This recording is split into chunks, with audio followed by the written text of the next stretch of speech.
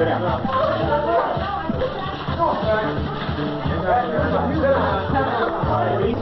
Everybody remain seated where you are. Hey man, so you put me on? Yeah. Then why isn't alcohol made illegal? Flowers and grass. Like juice freaks get hangers and cirrhosis in the liver. Besides, grass doesn't have it for me like alcohol. Besides, that cigarette much worse. Right, man. As much as you want. There's nothing wrong with grass. Yeah. 1,000 times you'll never go to harder drugs. Don't take any films of me. You're not going to use them anyway. Well, speak your mind then. Okay, I will. No one has the right to tell me what I can do with my own body, what I can eat, drink, or smoke. This is a free country, and no one has the right to take away my constitutional rights.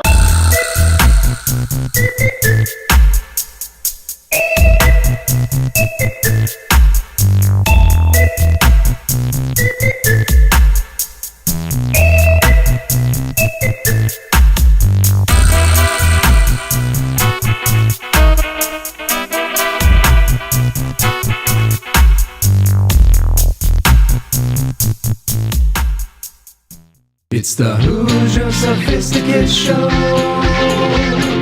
Question all the things that you know. Steve likes the weed. Steve likes the weed. Done by DMT. The DMT. Hoosier Sophisticate Show. The Hoosier Sophisticate Show. Hoosiers with the drink. Sophisticated blasphemy. It's the Hoosier Sophisticate Show. Question all the things that you know. So let's set our minds free for the singularity.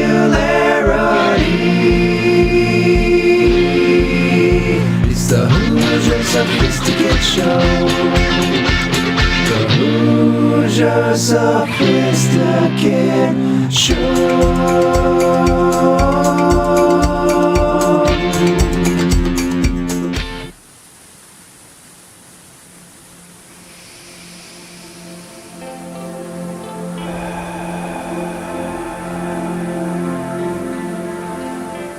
Good morning, friends. Join us and start your day with a gentle meditation from Hoosier Sophisticate. Let us all remember, we are only as good as our last breath.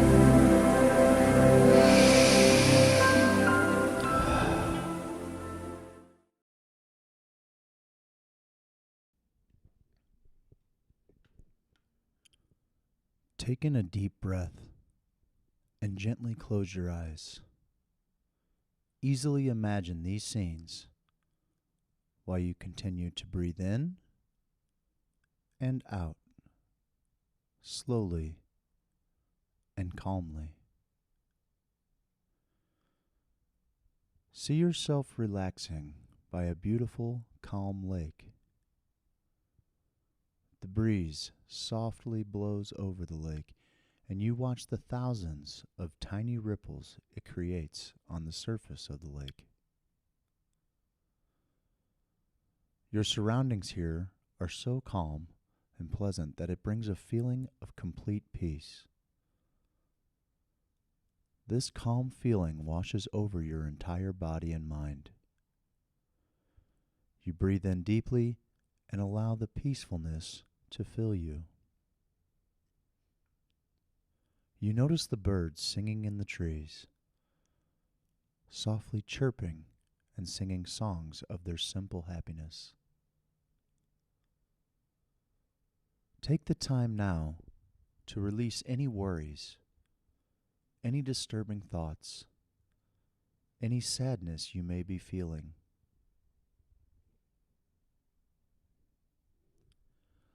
Let those feelings float up, out, and away, floating far away. Whatever has happened today that has bothered you, it is time to let that go. Know that you are really in control of your mind and your body. You can choose to allow these bothersome emotions to leave. In doing so, you will free up space in your heart and mind for positive things to come. Life is all about creating what you want and choosing good thoughts that make you feel good. When you focus on the positive, you get more positive experiences in your life. Releasing any negative thoughts serves like an umbrella on a rainy day. Sure, the rain is there, but it doesn't have to affect you. In your mind's eye, picture yourself now in a stormy, rainy situation. As you open up your umbrella of positivity, you see how you are really protected from all that is going on outside. You are safe.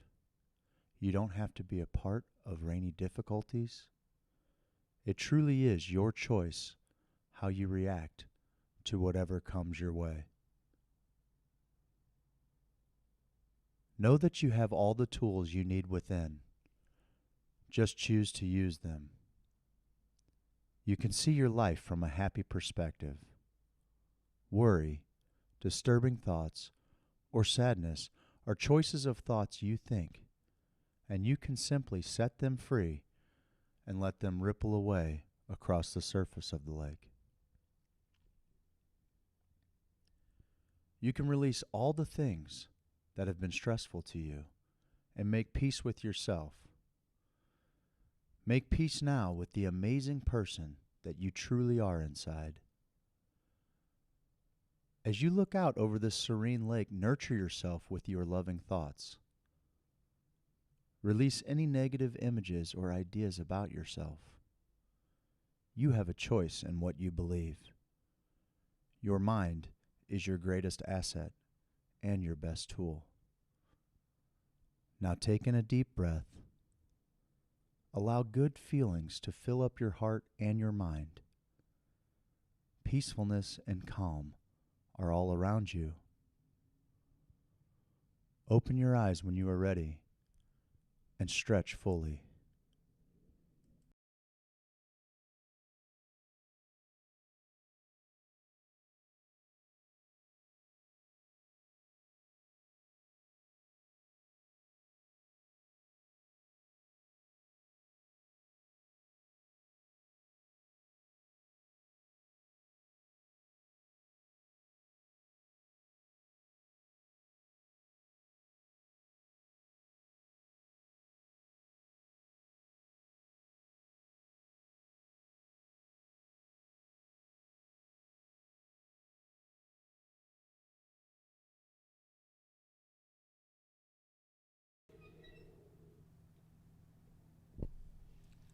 Good morning, friends. Are you ready for your morning motivation? You can do anything. This is the part where my buddy Steve-O would normally get you guys real juiced up about your day, but I'm going to give you just a little rundown into the Hoosierverse, if you will, as to what's going on today, what we got going on, reasons why we're going to get pumped up, how we're going to move forward, how this whole thing is going to be better. So here it is. Yesterday, as many of you noticed, we were throttled almost immediately within Facebook. They shut us down based on one of their robots thinking that one of the original songs that we wrote was somebody else's. Fine. It's not true. We'll dispute it. Facebook, unfortunately, doesn't have customer service, which is like the greatest business model ever. There's nobody that you can actually call and get problems solved. You just have to plead your case to a robot. The robot then takes into account whether or not you're right, and then about a week later, they might release a claim on you, which is not super handy for a show that runs live every day and you're trying to get a live broadcast back up and running.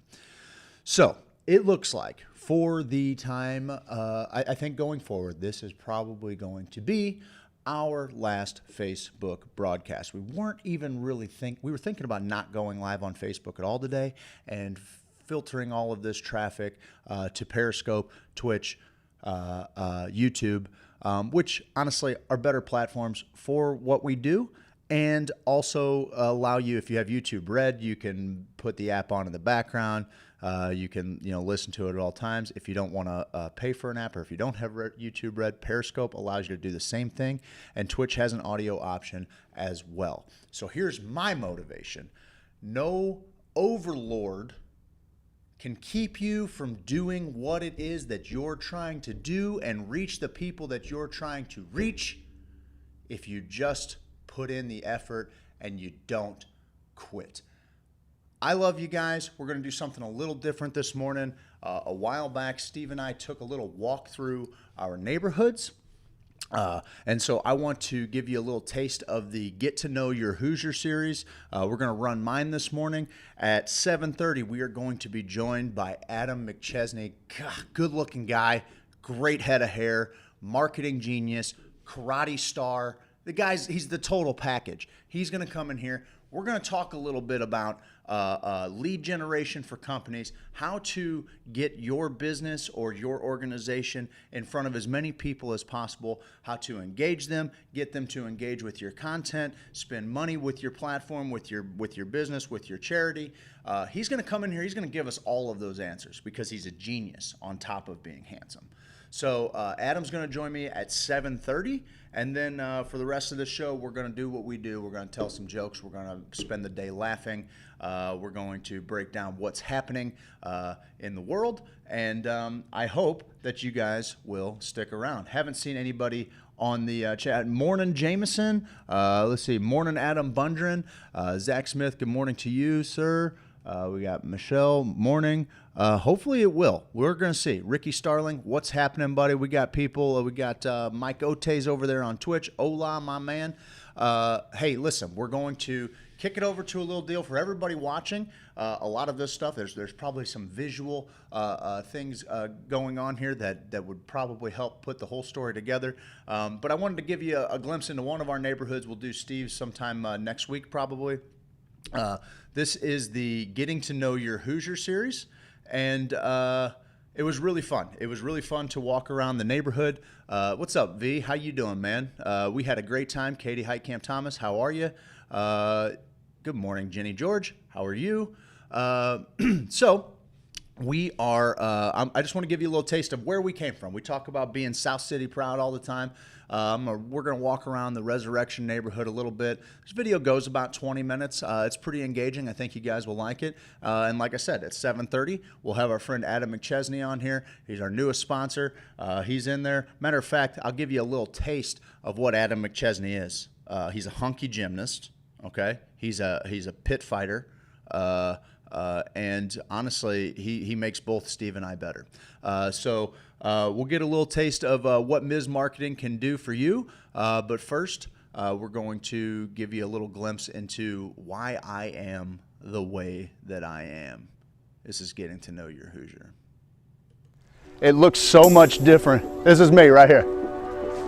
4035 Bamberger.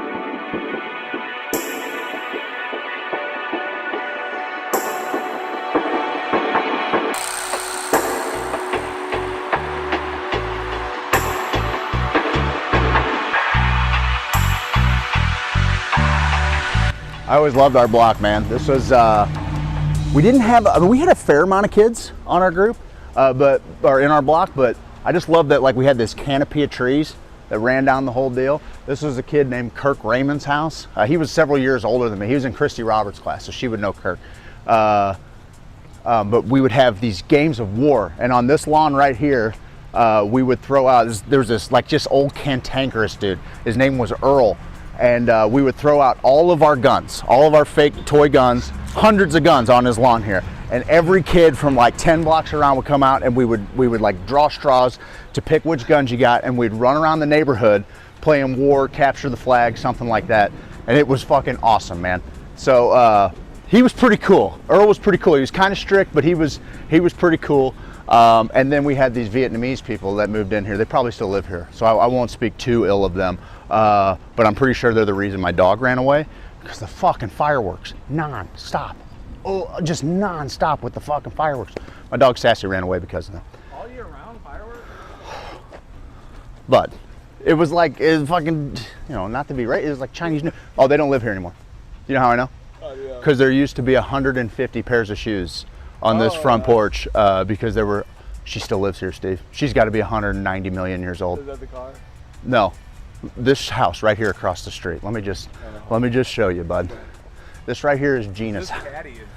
This right here was Gina's house. Okay. This was the house that you could not lose a ball in. Couldn't lose. I don't know how you get a ball in. You couldn't. Well, like what my buddy Jordan lived directly across the street from me, so we'd be playing in his backyard. But like this was the place where, I don't know if she still lives here, but all that ivy and everything, it used to be nothing but plastic, flowers, and like it was the craziest shit you'd ever seen. My buddy Jordan lived right over here. The Weisses, a few of them are in the group. They lived right here. This is where I honed all my basketball skills, in their backyard in the driveway over here. Buddy Kyle might actually still live here. I don't even know. But you can probably see that old, nope, they took it down, hoop's gone. But this is where this is where it happened, bud. This is where it happened. And it looks so much different. This is me right here. 4035 Bamberger. We used to have 2 big Bradford pears that were right here. Those are gone. And then there was a super tall evergreen that sat right here in the corner of the steps. And let me tell you something about those steps. These steps right here, look at this masonry, okay? Best step ball steps in all of South City. I don't know if you guys got down on step ball too much in your neighborhood, but to explain it to our friends, maybe not from the area, we play with mostly with a tennis ball. You can play with a racquetball. Yeah, racquetball wasn't bad either. But you take your ball and you run up and you throw it against the steps. You're trying to hit it across the street for a home run. If it gets past you, it's basically Indian ball. You know, sometimes we could throw in doubles and triples, but I've hit plenty of bombs onto the porch over there. It was great. It was a one-way street. Is that Merrimack right there? Yeah, no, that's Merrimack, and then we have Alberta at that end. And so it's a one-way street, and we'd set up our goals right here. Actually, about where you're standing is where I beat Josip Tomas racing from Amberg Park. This is where all the friends are sitting on the lawn over here at Jordan's house. They're sitting on the lawn at my house. I'm peeling down in my little Diamondback Outlook. And I'm going to show off for him, give him a little endo. At about 25 miles an hour, I'd lock up that front brake. My face drug from about here to about right here. Peeled my chin off. But that was the jam, dude. Like, there was this kid that lived in this house right over here on the other side of the Weisses. And nobody really knew him, but he wrestled this big piece of foam all the time. He was aspiring to be a pro wrestler or something, so he'd give it the fucking clotheslines and give it suplexes and shit. Didn't talk to any of us, never wanted to play or anything. He was an interesting cat. And I remember when his dad came home with a Chrysler LeBaron, I thought they were millionaires because he had a convertible. I was like this big. Right here was like the dad lived on one side. This guy was great. His name was Schmitty. He was fucking awesome. And we had a gal. The first dude that lived there was Joe Zaruba, and he was the shit. He was this old fucking like world-class archer. And before he died, he gave us like all these badass old recurve bows and shit like that. Super cool dude. After he died, this gal moved in, and this was the mid 90s. So she was the Pam Anderson. She was on that train, right? Like fucking hot pants, fucking bolt-ons, man. Like I remember when she first moved in, we don't get that many of those in this neighborhood. She was trash, but she was hot trash. Smitty lived here, and then these two were super cool. The dad lived downstairs, his son lived upstairs. He drove a Ford Ranger Splash, and I remember he won like 30 grand. He had, and his was red with all the orange. Yeah, it was dope. And then this is where I met my best friend forever. This is Justin Nashevsky's in the group. This is where his grandma and grandpa lived, right here. And in that garage, that was our tinkering garage, buddy. We did everything in there. I told you about how we made the bottle rocket. The bottle rocket war took place back there. That little, where's it at? Where's it at? That little fucking scar right there. That's from a bottle rocket. Just get me right in the titty. That got me good. This was awesome, dude. There's this really cool Spanish family that lived here.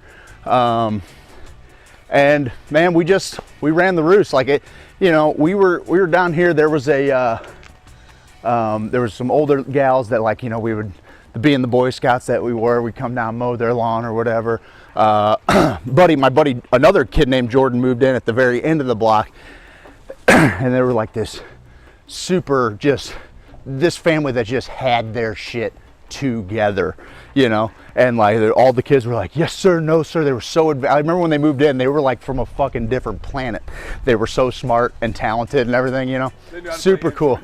So oh yeah, totally classically trained, and like, what the fuck, like, yeah, it was nuts. So, and they could also hit your best pitch too. No doubt. They can still do that. No doubt. Yeah, well, like that was the deal. I was like, I was the fastest kid on this straight, for sure. And like from this street. Okay, and then this fucking guy shows up, and I'm like, oh, okay. Well, I'm more coordinated and better than you at everything, but you're a little faster. Fine. Fine. So I only walk you to the end of the block because this house right here, and actually JoJo, Mike's wife, she'll recognize this house here because her uncle lived right here. So on Memorial Day at Resurrection, that was our parish picnic. But this house right here is where my best friend Zach and John Paul and Justin, whose grandparents lived there, this is where they all ended up living. They moved down here. It was like Brady Bunch coming together. Ian, who we went to the El Monstero show with, he lived here. That's also coincidentally the first place that I ever got high. Right there, huh? Right there, that spot right there. In the back, little white like aluminum shed, like we were huddling in there in the backyard of there, and like. Which direction? Okay. Resurrection. Resurrection's behind it. All right, so we're back here at Kirk Raymond's house where we played war, right? Well, this garage was one of the jails, right, for one of the teams, right? I got handcuffed inside of that garage. They handcuffed me to a table, all right? I don't know how I did it, but I collapsed my wrist and I squeezed my, yeah, the Vietnamese definitely don't live here anymore. Squeezed out of there, and I got out, like, I was so happy to report back to my team, let them know. But the Vietnamese are definitely not still here because they used to have these little kiddie pools. And they put a privacy fence on our house, which that wasn't there. We had a chain link fence. But they had like little kiddie pools that they grew rice in. And these are the apartments right here where Bruce, the kid with the lady fingers, this is where he lived, the Romanian kid. All right. So back here, this is the back of my house right here, just to kind of go over it. Had a little galvanized pool. It was a real fucking party. Privacy fence? No, it was just a chain link job there. Had the little, had a little galvanized pool. And this right here, in that upper right left corner, that's the house. That's where I was born. I'm not in there, but that was the first home that my mom and dad took me home to. So I grew up in this apartment here, or this 4-family flat on hydraulic, and then when we moved right across the alley to 4035 Bamberger. Yeah. So anyway, we're going this way. This is these apartments were always like they were right next to us. I didn't know like anybody that ever lived in these, except for that Romanian kid Bruce. But I can't tell you how much time I spent like in this little gangway. Like this was kind of the cut through to school, right? So like just run down here. It was great for playing war or whatever. Like it was our little hang, man. Totally. So this is the parking lot for KC's. It used to be a filling station. You were talking about riding bikes and having a place to ramp off. The parking lot used to curve up onto Kurt's grass, just like that, and it was fucking awesome. But then coming out here, this is Resurrection, right across the street. So this is where fucking all of us went, you know. But same type deal, right? Like I could get up if school started at 7:30. I could leave at 7:28 and be in my desk, you know, no big deal. I was changing the flag out here when my grandma had her heart attack in '96. My dad resuscitated her while he was driving, took her to Election Brothers right down the road. So like my lifelong dream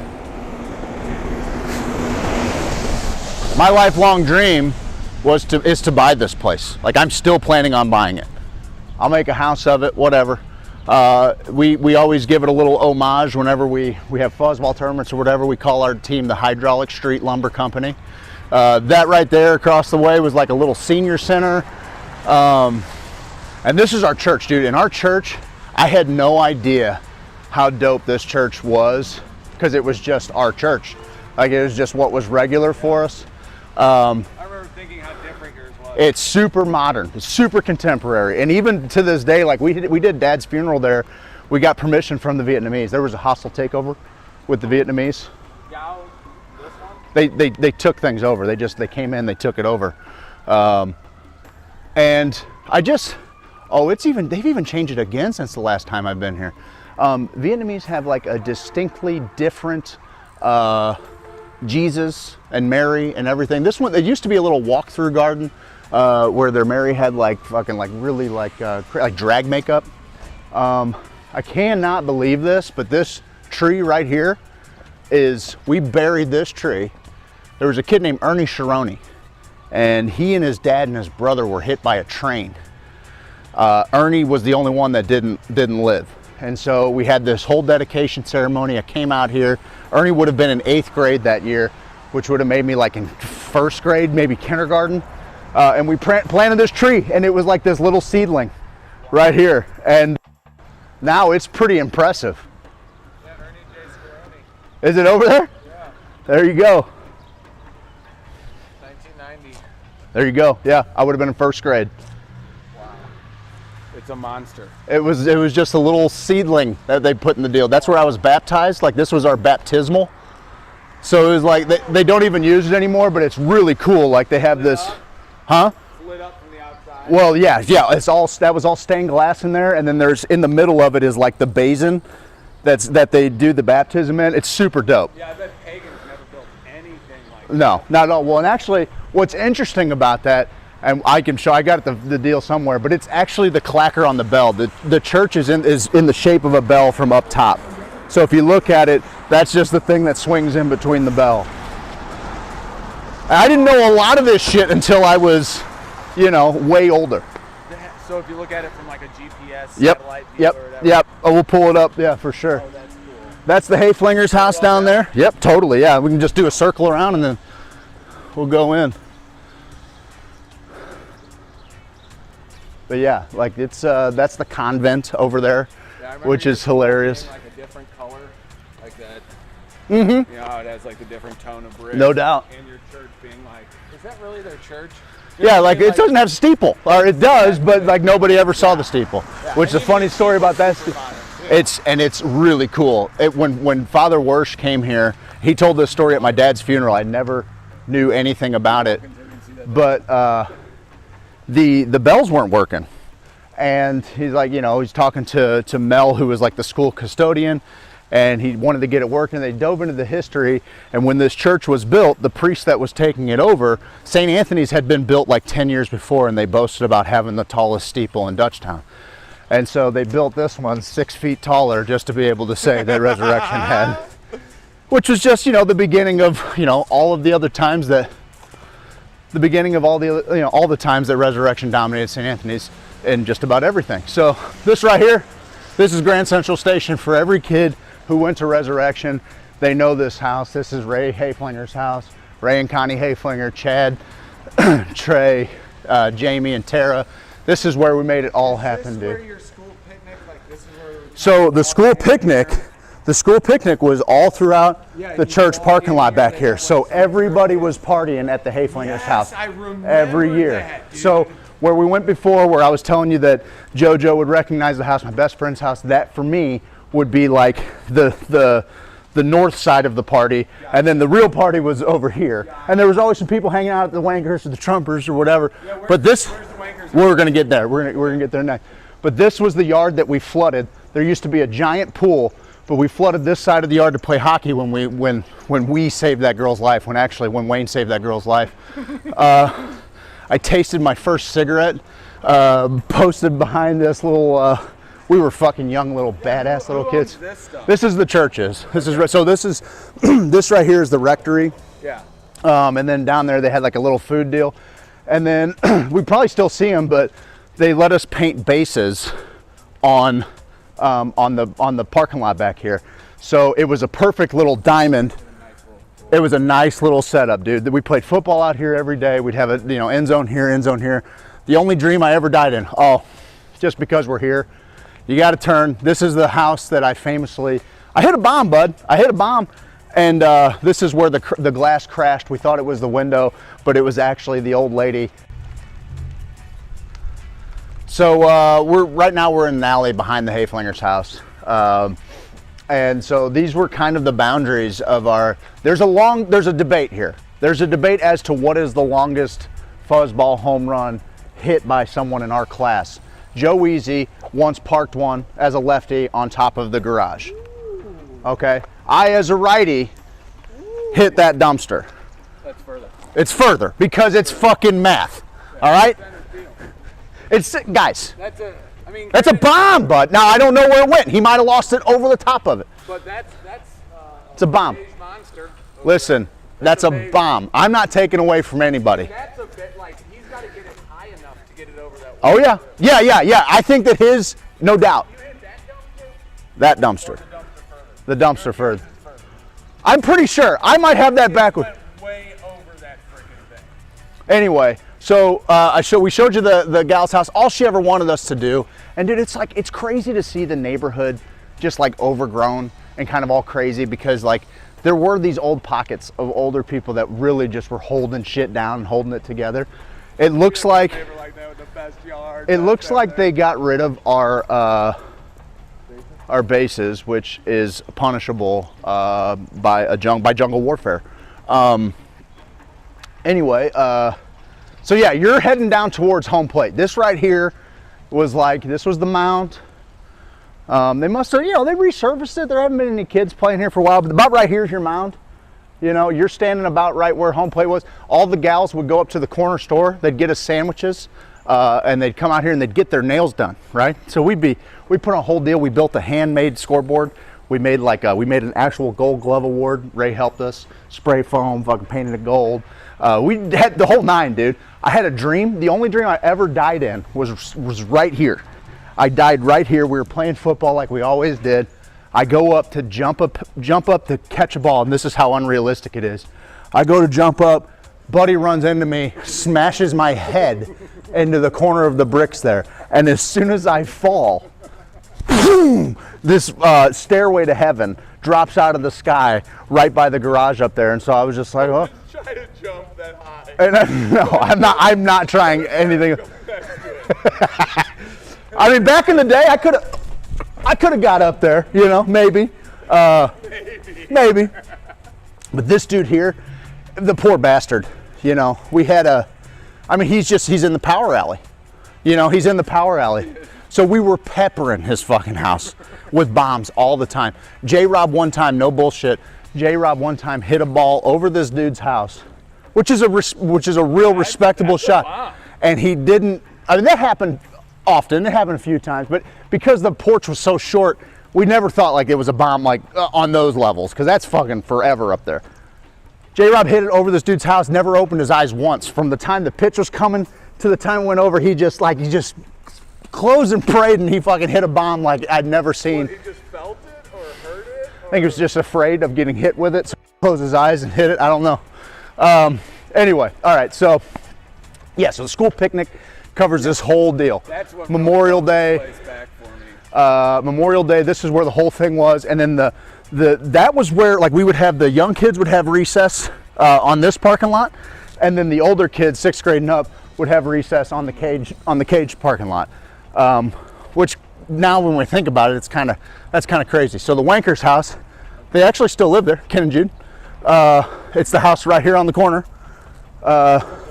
We can totally do it. So you were talking about the factory. This is probably what brings you into the neighborhood. Yes, this is what I remember most about your neighborhood. So I think Amy Arnett was just added to the group not that long ago. She grew up in this house. She was from, dude, there's the brickwork on all these houses are the shit. Like the house, if you look straight down to the end, right down this block, if you look straight down to the end, at the very end there, that's Joe Easy's house. Oh, nice. The Earharts live right here. They're in the page. Danielle Pennington, Becky Isley. She's always pretty busy on the page. But yeah, I mean, this was like home number 2 for me. you know, the Wanker's house. Me and Wayne were real tight. Being a kid, I didn't realize how close it was to everything. I mean, you guys. No doubt. No doubt. Yeah, we were all connected by, you know, just real close to one another. I mean, you know, oh, looks like they're selling it, dude. I think Wayne already told me that, but that right there is like, they're the last hangers on of the resurrection crowd, you know. I think they did it for as long as they could, you know. But I've had more fun in that garage, in that backyard, and especially in that basement. Oh, dude, saw Monty Python for the first time in that basement. Watched Super Troopers in that basement. Fucking cried my eyes out laughing. And then, yeah, so we get down here to, this is Bingham. So you were talking about the factory noises. I can't tell you how many nights I sat up, you know, just drunker than Cooter Brown, and just listened to the steam whistles, you know. This, hear it right now, maybe not yeah, on our a little bit, but yeah, it's just a slow hum. Yeah. And like, we didn't, you know, Wayne's house was definitely the boundary. Like, we didn't really travel that way too much. But down here, it dead ends at like it doesn't dead end at Western Bowl. There's like a paper factory that's now like U-Haul. But like, we would go down to Western Bowl, go bowling. I bought my first beer ever there. I was like 15 years old. Bought this new beer called Schlafly, and like, it was fucking great. Yeah, man. Like, this is the old neighborhood. This is the kind of the south end of it. Like, we would go up that way a little bit towards St. Mary's. There's more kids that lived over there. Like you were saying, J-Rob, Brian Freezy lived over there. And the boundary goes the other way a little bit. I think we should do this series, and we'll just do episode 2, tell some, you know, some more funny stories from here.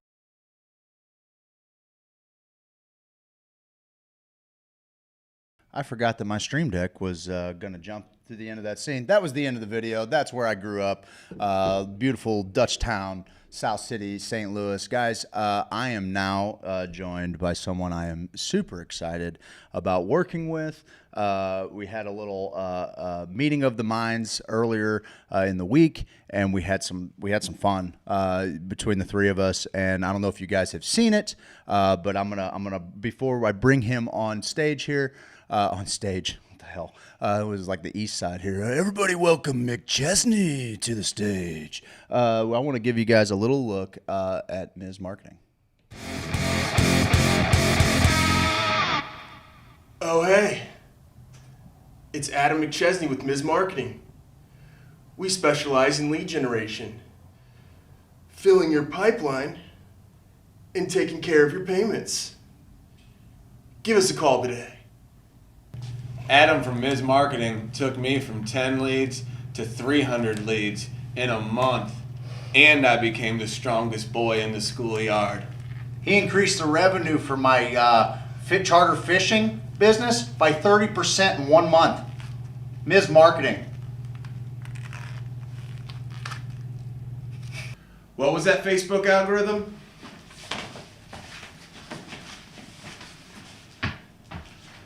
What was that Instagram?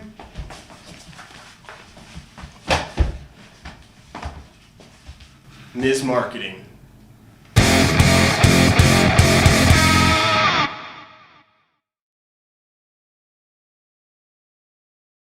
Everybody, do me a favor. Welcome my buddy, Adam McChesney, to the Hoosier Sophisticate Show.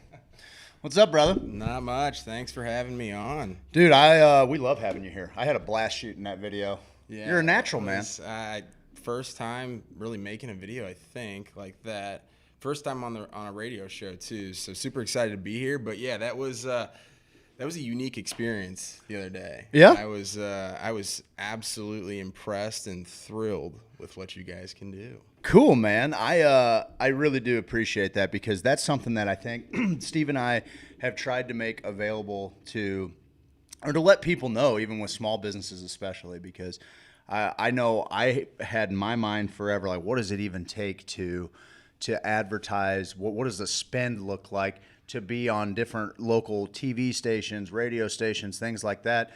That was really kind of the show is our passion. It's a place for our group to gather and tell jokes and have fun and kind of share in the same jokes. But also the value that we want to create is to be able to take your average mom and pop business or small business and show them that they can have creative marketing to help people engage with their products. Oh yeah, I mean, absolutely. And for me, like I said, that was the first video that we've ever done. We do a lot of, you know, web design, search engine optimization, those things, but video content right now, especially for small businesses, is huge. So, I mean, like we were talking earlier, I think it was up to like 120 likes. People were commenting, sharing on it, things like that. So it's a huge tool to be able to have to not only have some fun with, you know, be creative with, but kind of like what we were talking about the other day is just you got to have that thing on Facebook or any platform that people are just stopping and they got to watch it. Makes people say, what is he doing right now? I mean, I think everyone besides my wife thought it was phenomenal. Oh, you'll get used to that, buddy. You'll get used to that, buddy. I don't think my wife is up yet commenting on the feed, but that's just part of the gig. We just, you know, you embarrass your wife, and then everyone laughs at your expense, and then people buy the products that you're hawking. That's the deal. Exactly. I got a lot of messages about it, so the approval rating, like I said, was through the roof. Yeah. I don't know if you saw. I'm sure you saw my wife's comment. It was my favorite. One of my favorite social media moments of 2020. It was like, "Can you give me any leads on a new husband?" And I was like, you know, it's not something I've generated leads for. But I past, probably but could. I mean, you know, depending upon the dollar amount. I'm just With kidding. the right ad spend and keyword and search engine optimization, we might be able to get someone set in the there. expectations. There's probably going to be some weirdos in there. Oh, I don't know how to tell her that was as tame as our commercials with you are going to get. It's going to really start getting weird when we're like jumping dirt bikes through flaming hoops and things like that. Yeah, that's good.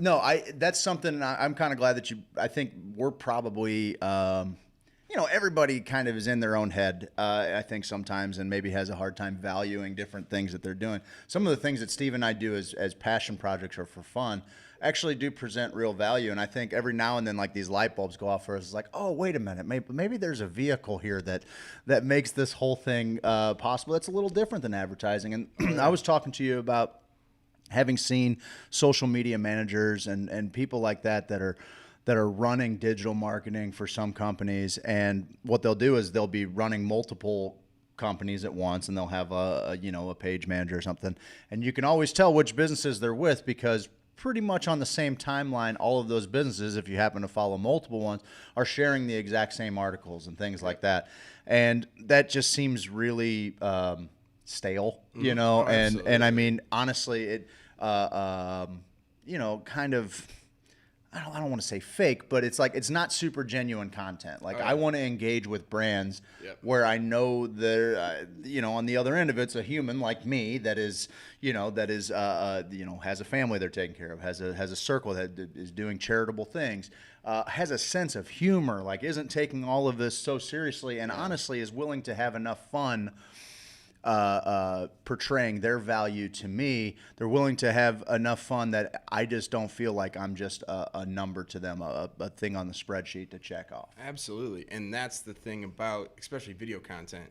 You can share, you know, clips of different things that have either happened in your business or, you know, just take a video off of anything. But if it's not live, if it's not unique, if it's not, you know, actually doing something outside the box, you know, it does kind of look more of that kind of stale, just generic thing. Sure. So when businesses are trying to stick out from the crowd, especially on the line, like, you got to find something in your advertising that people are going to scroll or see and stop. You know, totally. Kind of like the WTF stuff. The WTF moment, right? Yeah. I don't think as a kid I could have appreciated how brilliant like the Schweigangle guys were, or Becky the carpet queen was, or like, you know, as a kid I was like, oh man, this is like weird and also like, and it was maybe partially because like those commercials aired at like when I was way past my bedtime and things like, but honestly, like, if you would have asked me about carpet from 1986 to 1999, I would tell you the one place that I knew where you could go to get carpet, and that was at Becky, the carpet queen, the gal flying a rug under the arch. You know? Yep. So maybe Mizz Marketing needs to do some pull-ups on the arch or something like that. I think we were, the dumbbells was a start. And Yeah. We'll maybe do some push-ups and things like that. No doubt. After that. Oil probably was missing from the equation. Yeah. Delaney, you're going to love the next one. So many ideas are running through. The hamsters are sprinting right now. It's there's so many opportunities. But like I said, that's kind of what we were talking about earlier, is that with what you guys do, especially what you're offering with some advertising and things like that, it's really unique for what market you guys are in. You're a hybrid model with what you guys do, and that's unique in and of itself. But with the content you guys are producing, with the value of your audience and how it's growing, there's so many unique things that you guys bring that it's just like, once we started talking, I see you guys, I'm in the group, I've seen your guys' show, you kind of think that you know what's going on behind the scenes, and you really don't. Yeah. Until you really have those conversations, which, like I said, I think there's so many opportunities for what you guys are doing. And it's, like I said, the work in and of itself. I mean, that video you guys saw, it's pretty good. Well, I tell you, like, this was something and one of the challenges being kind of a two-man operation with some spot helpers, here and there, is that, trying to create content and then also trying to balance business. Mm-hmm. And what's funny is that the value that we probably provide to businesses is to take that create content thing off of their plate. Mm-hmm. We still have to run our business, but it's funny the things that we feel as though we need to focus on in order to kind of continue to cultivate a community, build a space for people to gather. But really, I mean, the thing that we should sell, the value that we should sell is, like, I want everybody to know, if they have a small business, there's something that we can do for you that fits in your advertising budget that's going to, I sell promotional products. It's going to play better than 150 koozies. Yep. You know what I'm saying? Absolutely. Like, it's going to get you, but you the language you speak is ROI. Yep. Right? And when I sell promotional products, apparel, anything like that, I try to remind people that it's great to get 1,000 of the cheapest thing you can and kind of blanket everywhere. But if all of those things that end up in the trash or in a junk drawer, they're not getting any impressions. Exactly. And that doesn't make sense. So when I'm selling promotional products, I kind of encourage people, spend the extra 30 cents an item and get that, like, next step up of something that people are actually going to use. Yep. And I try to sell higher dollar, nicer shirts, things like that, because if you want people wearing your brand, you want them to feel good about wearing your brand. Oh, absolutely. And good morning, Ross. How are you, sir? Good morning, Sophia. So that's kind of the same situation here. Is I think a lot of people have in their idea, or they've been given ad sheets by radio stations, they've been given ad sheets by television stations and things like that. And, you shoot a commercial, you're talking about something that, goes a couple of grand ezy. Oh, right? yeah. Yeah. And not to mention, there's not, you guys have so many different, one, props, but two, so many different things that you guys can do with it. Sure. You can make it into, longer videos, short clips, things like that. And it's stuff that you can continuously, repeat. I was just super impressed with, one, how quickly you guys did it, with what you guys were doing, and the opportunities that we could have with just that one video. Steve's a savant. He is. He's got a weird knack for just being able to see something that isn't there. Yeah. Oh yeah. And he's a blast to be around for it, because that's we're constant, dude. We're okay. So we're rolling out this, just a sidebar for a second. We're rolling out a show called Choose Your Own Adventure with a friend of ours, and it's going to be a choose your own adventure tabletop role-playing game that it's going to be on Twitch, and people will be able to follow along. And we've created this whole universe, and I'm telling Steve about it, and he's like, I don't know, man. Like, I don't know if I get role-playing. I don't know if it makes sense. And my buddy's like, he's got more wigs than any human I know. He role plays around the clock. Yeah. So it's funny to me that it actually does very much come naturally to him to do that. I mean, if anybody's seen his blues heart or anything like that, where he's pumping up the blues, I'll share it with you if you haven't. But he's getting everybody psyched instead of Mel Gibson, and Anyway, the guy sees something and he makes it happen.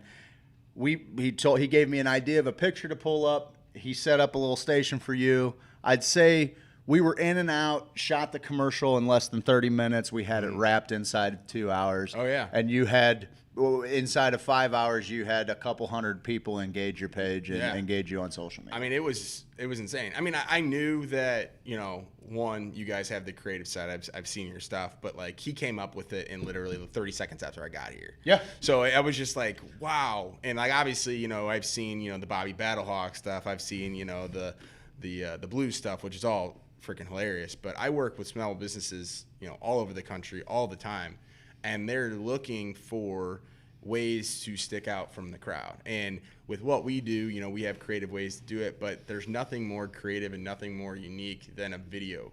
And I think kind of what you were saying earlier, it almost takes someone outside of the realm of what you guys are doing to say, hey, you guys have gold here. Yeah. And that, like you said, you guys are passionate about this stuff. Yeah. And I'm like, no, you guys have a gold mine here because this is what businesses want. Well, it really, that couldn't come at a better time. And I know Steve's probably listening on his way here because, there are things that are frustrating about we realize that what we're doing circumvents the masters, right? Like we are not paying for television time. We are not paying for radio time anymore, though we did enjoy our time on the radio and may explore that again later down the road. But what we started here, it has gatekeepers. No matter how much yesterday our program got shut down on Facebook after a couple of minutes because a bot heard a couple of notes that probably of either free domain music or in something that we actually made, because everything that we make, we've been shut down for having other people's music play, especially when we were on the radio. We would try to live broadcast, on the radio, you get a minute in and out for intros and outros for anything on the radio, anything that's playing, any kind of popular music. Well, that's fine on the radio. You're allowed to do that. But as soon as you pipe that stream into Facebook, if it's more than 30 seconds, they shut the feed down. Oh. So we learned our lesson and we just stopped playing. We even had the radio station producer like, hey, I know this is kind of what you do. Stop playing other people's music. Sure. Like here's a music bed you can use. Yeah. But it starts to get frustrating when you have algorithms shutting you down when you're actually playing by the rules. And so it's a growing pain. I think that everything's going to get better. Yeah. But it's one of those things that we realize it gets very disheartening when you put together a show, you try to kind of produce something with some value and also kind of a professional edge to it. And then no matter how much you pay or how much organic reach or how much you have, certain powers to be kind of throttle them down. And I mean, I'm not too proud to admit that, man, like if you're running a business and you don't have somebody that what they do is social media management or digital marketing, you need to invest in that, because I think the rules are changing so fast. I think I even told you, listen, if Facebook says, hey, it costs this much money for this many people to see it, that's fine. That's a model I can say, okay, well, here's my cost. Yep. Here's how much I mark it up. Yep. This is your value. Yep. But we're playing a game that we don't know the rules to. Mm-hmm. We're guessing at it. And they're making money off of it regardless, so they don't really care. Yep. I don't think that we could ever get a 100% engagement with all of our fans without just spending, especially in an election season. Am I crazy to think that during election season, like, the spend is so much from these campaigns that everybody else's ads are just kind of yes and no? I mean, the problem with all of it, I mean, even on Google, on any platform, is they're seeing that people are investing in it, and especially, so I would say it even went back to right when COVID started. Sure, it was one of those things where you would literally see, and where my business started to grow, is people were advertising incorrectly. So I'm getting targeted for things when I'm in St. Louis and they're in Dallas, California, Florida, but they're a local plumber. Obviously, they're doing it wrong. So Facebook knew that, and Google knew that businesses were going to try to go online because that's where everyone was at. Yep. So it drove, and it's gone in waves. There's been times where, the engagement or cost per leads or things like that have gone up. They've gone down. So it's kind of in a cycle. It's starting to even out a little bit. But the problem again is that If you try to do it yourself, or you don't have a plan, or you don't have something unique, you don't have a unique offer, you don't have a unique video, right? You know, that's your problem. And people don't realize what they could do if they just had a video, or if they just did advertising with you guys, or worked with a company like us, because while it might be, they look at it potentially as an expense up front, it's really an investment, because if they're trying to do it on their own and they do it for 4 months and spend, you know, whatever they spend, they could have just done it one time, had, you know, a viral video, kind of like what we did the other day, and they're on their way. I mean, it's kind of those things where if you're a plumber, or if you're any sort of business that's trying to go online, and there's 10 of your competitors all doing the same thing, like, you're obviously going to stop when the one guy's trying to, you know, lift weights with a guy with the George Washington wig on. Absolutely. And you doing whatever you do. Crazy fisherman. He's a crazy charter fisher guy. Yeah. It was funny. So I got a text. I didn't realize that you knew Brian Schwabe. He was actually in my BNI. Yeah. So I hang out. I went to high school with him, but hang out with him all the time. He's like, I didn't know Bobby the Bellhawk also chartered. That is trips. Hilarious, man. Yeah, I love me some Schwabe. He's awesome, man. He's good little ball player. Oh yeah. Yeah. He's we played softball against him out in. He's like, oh, I play a little ball when we were in BNI. I'm like, he plays all the time. He can hit a ball, dude. Oh yeah. He's a good little ball player. All right. So we were talking about, you know, with the ability to reach people on Facebook. Like I feel like I'm always guessing, and I also feel like it's interesting, right? Like demographically, it seems like Facebook are people my age and older for the most part. There's a little buffer, you know. I mean, probably an 8 to 10 year buffer where there's still some people, but I mean, I can tell you, my kid, who is a teenager, has no desire to be on Facebook. He's not moving in that direction.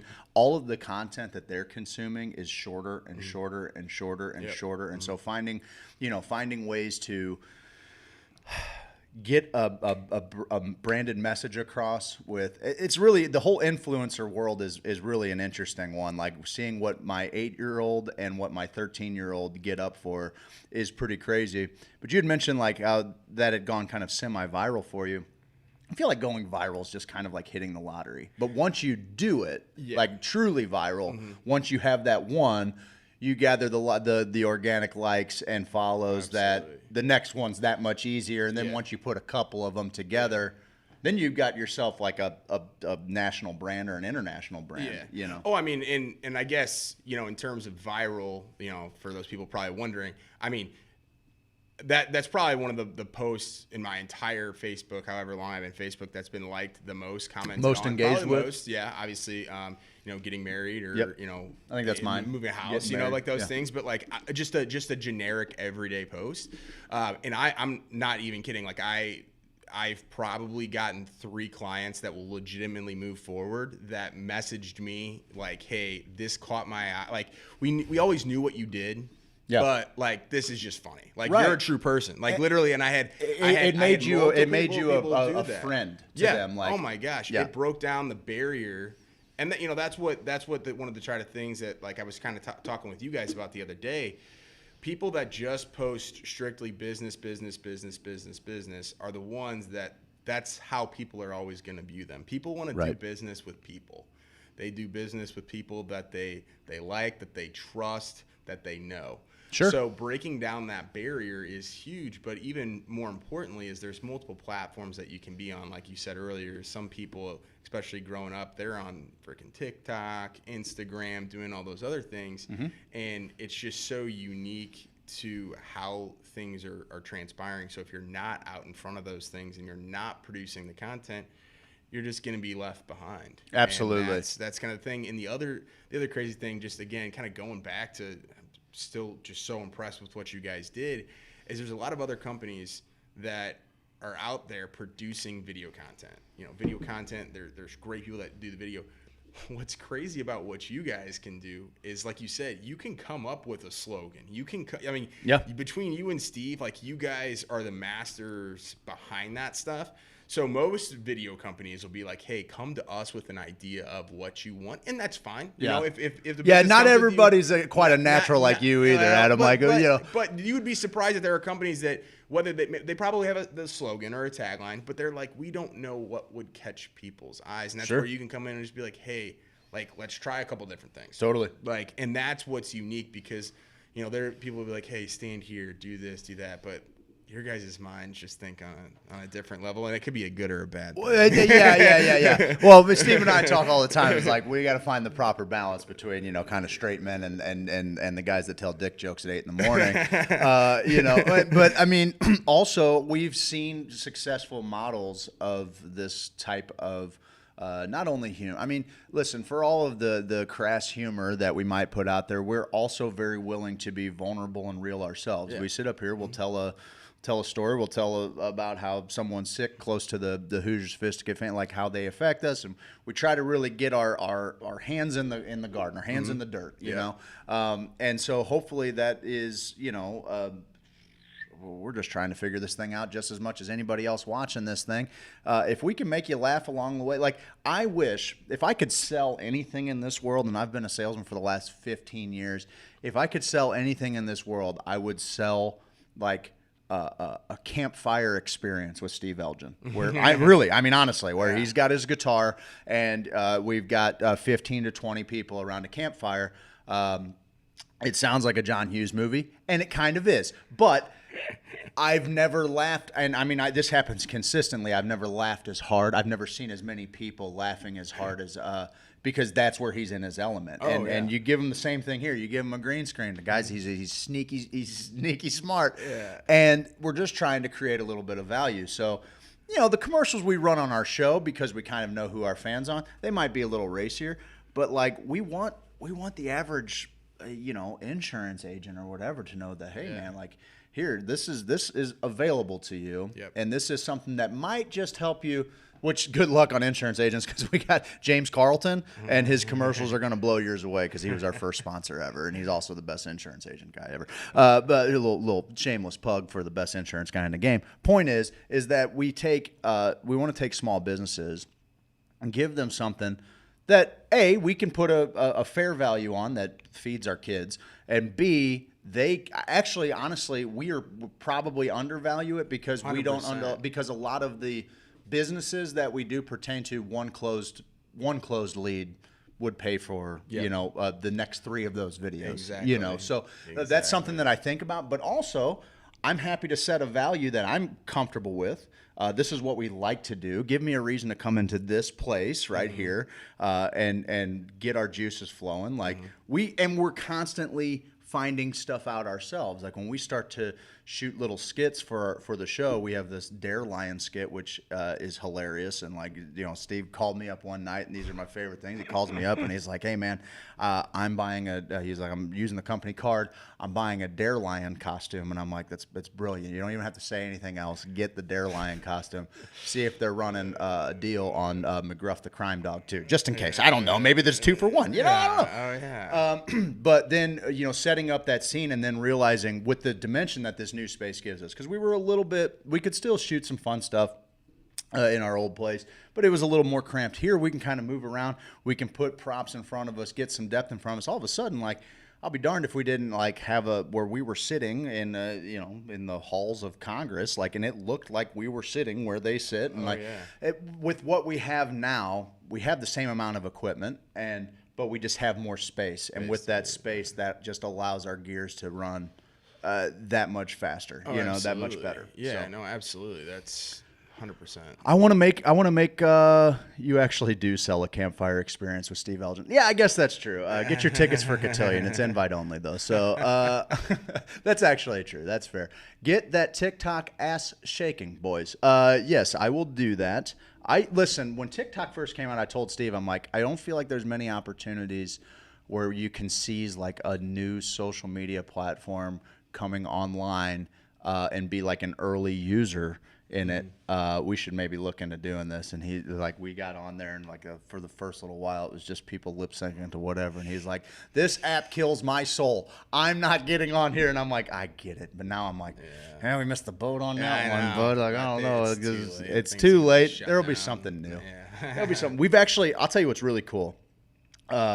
Never been a TikToker, but Instagram Reels is really neat. Like, it's their equivalent of TikTok. If you guys haven't checked that out and you're on Instagram, the effects and things that we can put on there, we've put some pretty neat videos together with gravity wells and planets floating around the room. There's augmented reality built into it. I think Reels will probably eventually get, you know, when people realize how awesome it actually is, I think it'll be a nice little substitute. So check out our Reels. Like us on Instagram, weirdos, at Hoosier Sophisticate.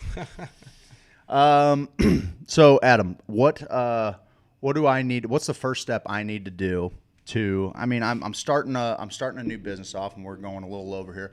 I'm starting a new business off, and I sometimes wonder, like with where we're at, if maybe what it would be like to, what's the best path forward to start a business page, and like where's your, you know, where should your advertising dollars go, and what is it that you need to really keep in mind when, you know, engaging in social media besides hiring Mizz Marketing to do it for you? Yeah, absolutely. So in terms of building out your own business page, it's really twofold. Kind of what we were talking about the other day is I have had a lot of success not only talking about my business on my business page, but also on my personal page. Sure. So with Facebook, it's all about consistency. And with what that means is it can take up to 18 months to really build a consistent brand outside of paid advertising. So I always recommend, you know, starting from day one, whatever you decide that consistency is for you, whether it's once a day, twice a day, keep it, you know, consistent with the times as far as how you're posting every single day. And then just build it up, but also post on your personal page, and don't just keep it about business. Keep it about customer testimonials. Keep it about just things that are going on in your particular industry, or like you said, just kind of be genuine, be real, totally, and just talk about your, you know, what's going on in life, what's going on, you know, with things in the world and all that good stuff. But I would always recommend trying to utilize some sort of paid advertising, and utilizing it with Business Manager. So a lot of people don't know about Business Manager. If you run your own business, or it's a totally different Facebook, totally dude. different Facebook. And so what that allows you to do is everyone thinks, I want to boost this post. Facebook makes a ton of money off people boosting a post. That's basically just, you know, sponsoring a quick thing, getting a couple extra thumbs up, and there's really not. It's fine if you just have one post that you're trying to boost and you have no objective to grow that further. And then the other thing is everyone thinks that, you know, I'm going to run a campaign to get likes to my Facebook page. And again, those are expensive. So putting out kind of an ad that engages with the audience, whether it would be actually a post engagement or just traffic to get there, that's really what you need to do. And you don't have to have a massive budget. You just have to be consistent with that budget. So whether it's, you know, a couple bucks a day, $10 a day, getting started, but it also is going to depend on what industry you're in. But again, it's just about being consistent on there from the start. If you try to go 3 months without doing anything, you're going to be basically put back to the start. It's kind of like running a marathon, like we were talking the other day. Be consistent and get forward in that effort, but also don't forget about your personal page, because people are going to ultimately go and like whatever page you're promoting, because they trust you, they know your brand, they want to do business with you. No doubt, man. Yeah. That's awesome, brother. Yeah. Well, we're a little after the 8 o'clock hour. I'm going to jump to break here, and you can see some more of these. I'm sure you've already seen them because you're a rabid fan of Hoosier Sophisticate. I'm really excited about working with you, dude. I mean, the value that you talked about, the value that we brought to you with that video, you showing us Business Manager and just how that works. Like, I spent the rest of the day. And a lot of times what I'm guilty of is because my business page is, linked to my personal page. A lot of times I'll engage from my business page on my phone, or I think I am, but then I'm actually only commenting as me or whatever. Yep. So things that I feel as though I am actually engaging with customers with, I'm not through the business page. I'm doing it through me or something like that. looking at that as like the interface where Hoosier Sophisticate does business online is going to be a game changer for sure. Yeah. And I mean, this is, you know, on the heels of, we opened this up talking about, you know, streaming on Facebook is hard. It's seemingly harder than every other streaming platform there is. And I'm not 100% certain, because of how good some people are at SEO, like that some of the things that we're doing and some of the programs we're using to stream isn't maybe hurting what's going on out there. But you brought tremendous value to us in a short amount of time. I'm happy to do the same, and I think we can do some really cool stuff. And I want people with small businesses to know that, like, this is in their budget. Oh, absolutely. This is in their budget to work with you, to work with us, 100%. and we will make you something that will. If you can't figure out why your posts aren't getting engagement, and this is something that I can't figure out sometimes. Yeah. Steve's pulling his hair. He's like, what do these people want from me? But we watched a video of these guys humping to Fleetwood Mac, and I was like, people will never know how much I hate that video when I write a script to something. Like, you know, when I go through everything else, and I'm like, why is that the thing that goes viral? Why is that? Who knows? I can't ask myself that question. I just got to keep plugging along and making fun stuff that I know real people are engaging with. Because that's another thing. I think a lot of times there's like share farms and things like that where like people get a hold of it and you start to see views climbing, and then, you know, maybe it helps with organic reach. But I think a lot of the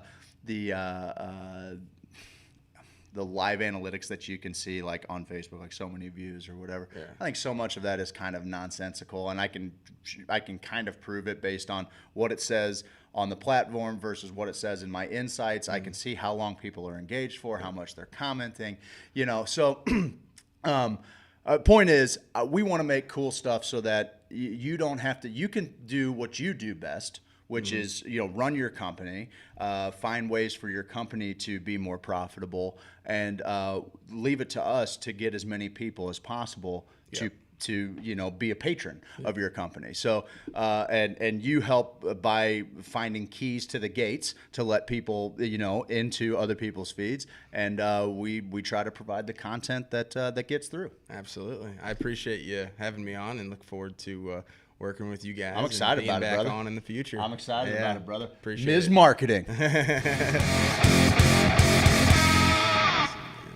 Oh, hey. It's Adam McChesney with Mizz Marketing. We specialize in lead generation, filling your pipeline, and taking care of your payments. Give us a call today. Adam from Mizz Marketing took me from 10 leads to 300 leads in a month, and I became the strongest boy in the schoolyard. He increased the revenue for my charter fishing business by 30% in 1 month. Mizz Marketing. What was that Facebook algorithm?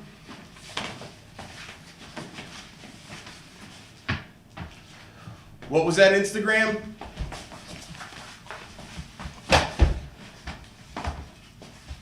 Mizz Marketing.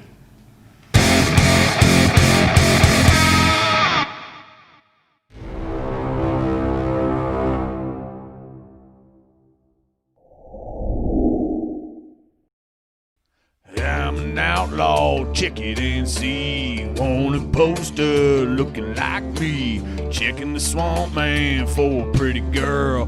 Being an outlaw in an outlaw world. Hey, I'm an outlaw, check it and see. Want a poster looking like me. Walking my hound dog, surfing that swamp. Catching crow that do the sweetly stomp. Everybody do the sweetly stomp. It's a stomp. It's a wiggle, turn around, a little tickle. It's a stomp, move your feet, head on down to Sweet Leaf. Head on down to Sweet Leaf. Head on down to Sweet Leaf. Dude, man, get on down to Sweet Leaf Emporium and do that Sweet Leaf stomp, man. Do you take our insurance, and are you cannabis friendly? And they all said no. And then at that last phone call, that 8th phone call, I was like, do you know anybody that is? I'm desperate. I've called 7 other people. You're my 8th phone call. At this point, I'm I'm crying my eyes out, and this lady just felt bad for me and said, hold on, let me call you back in a few minutes. And they called me back, and they said that they would take him, but under a certain amount of conditions. And the main condition was that if they felt that cannabis was not working for him, then they would take him from us and put him in and Child Protective Services, and then they would take the other 2 kids too. Oh, because they were both underage. Then and we would be charged with child endangerment. So they'd go to federal prison. Yeah, we would go to federal prison. So we said, bring it on.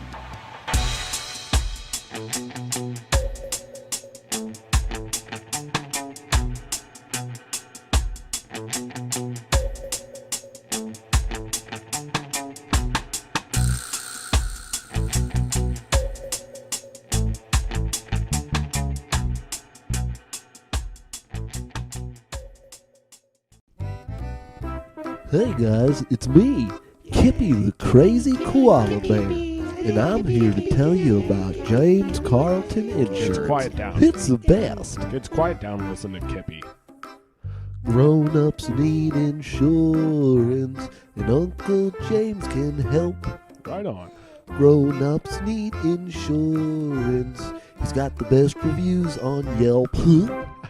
Grown-ups need insurance if they want to protect their house. Yes, sir. Grown-ups need insurance if they want to properly bury a spouse. That's a bit morbid. Grown-ups need insurance if they drive a truck. Okay. Grown-ups need insurance just so they don't get... Whoa, Kippy, you can't... Well, I was just going to say get in trouble. Okay, well, it you sounded don't like you wanna were going get to... in trouble. Sounded like you were going to say something else. James Carlton, State Farm Insurance. You can find him online at carltoninsurance.net, or you can call him at 314-961-4800.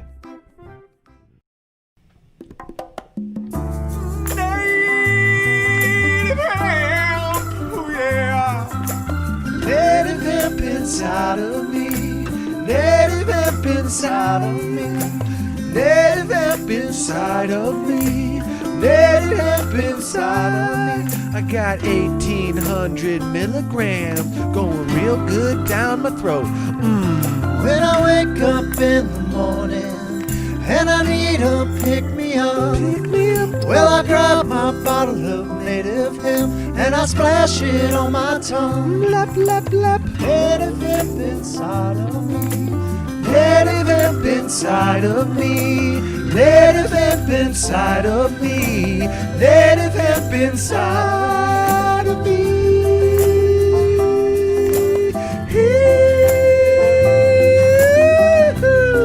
Native hemp extract, available at HoosierSophisticate.com. Enter code HOSO, H-O-S-O, at checkout for an additional 30% off.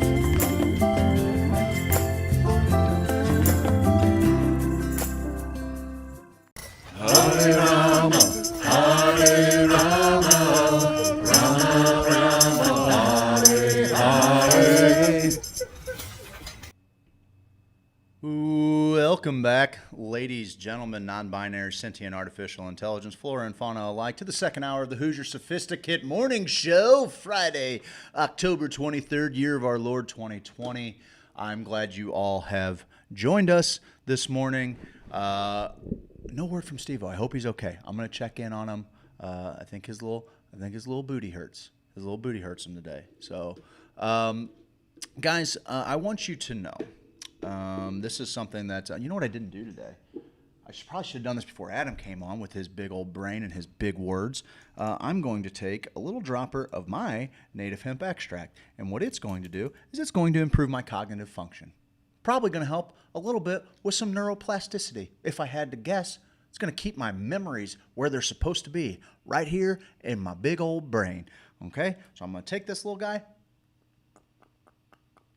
I'm going to go down the hatch. And what you're going to do is you're going to be like, man, I want to improve cognitive abilities. I want to keep my memories safe. They're my greatest treasure. I need 1,800 milligrams of total cannabinoid goodness. I'm going to go to HoosierSophisticate.com. I'm going to click on the Native Hemp Extract tab. It's going to take me to Native Hemp site. Then what I'm going to do is when I check out with any of his awesome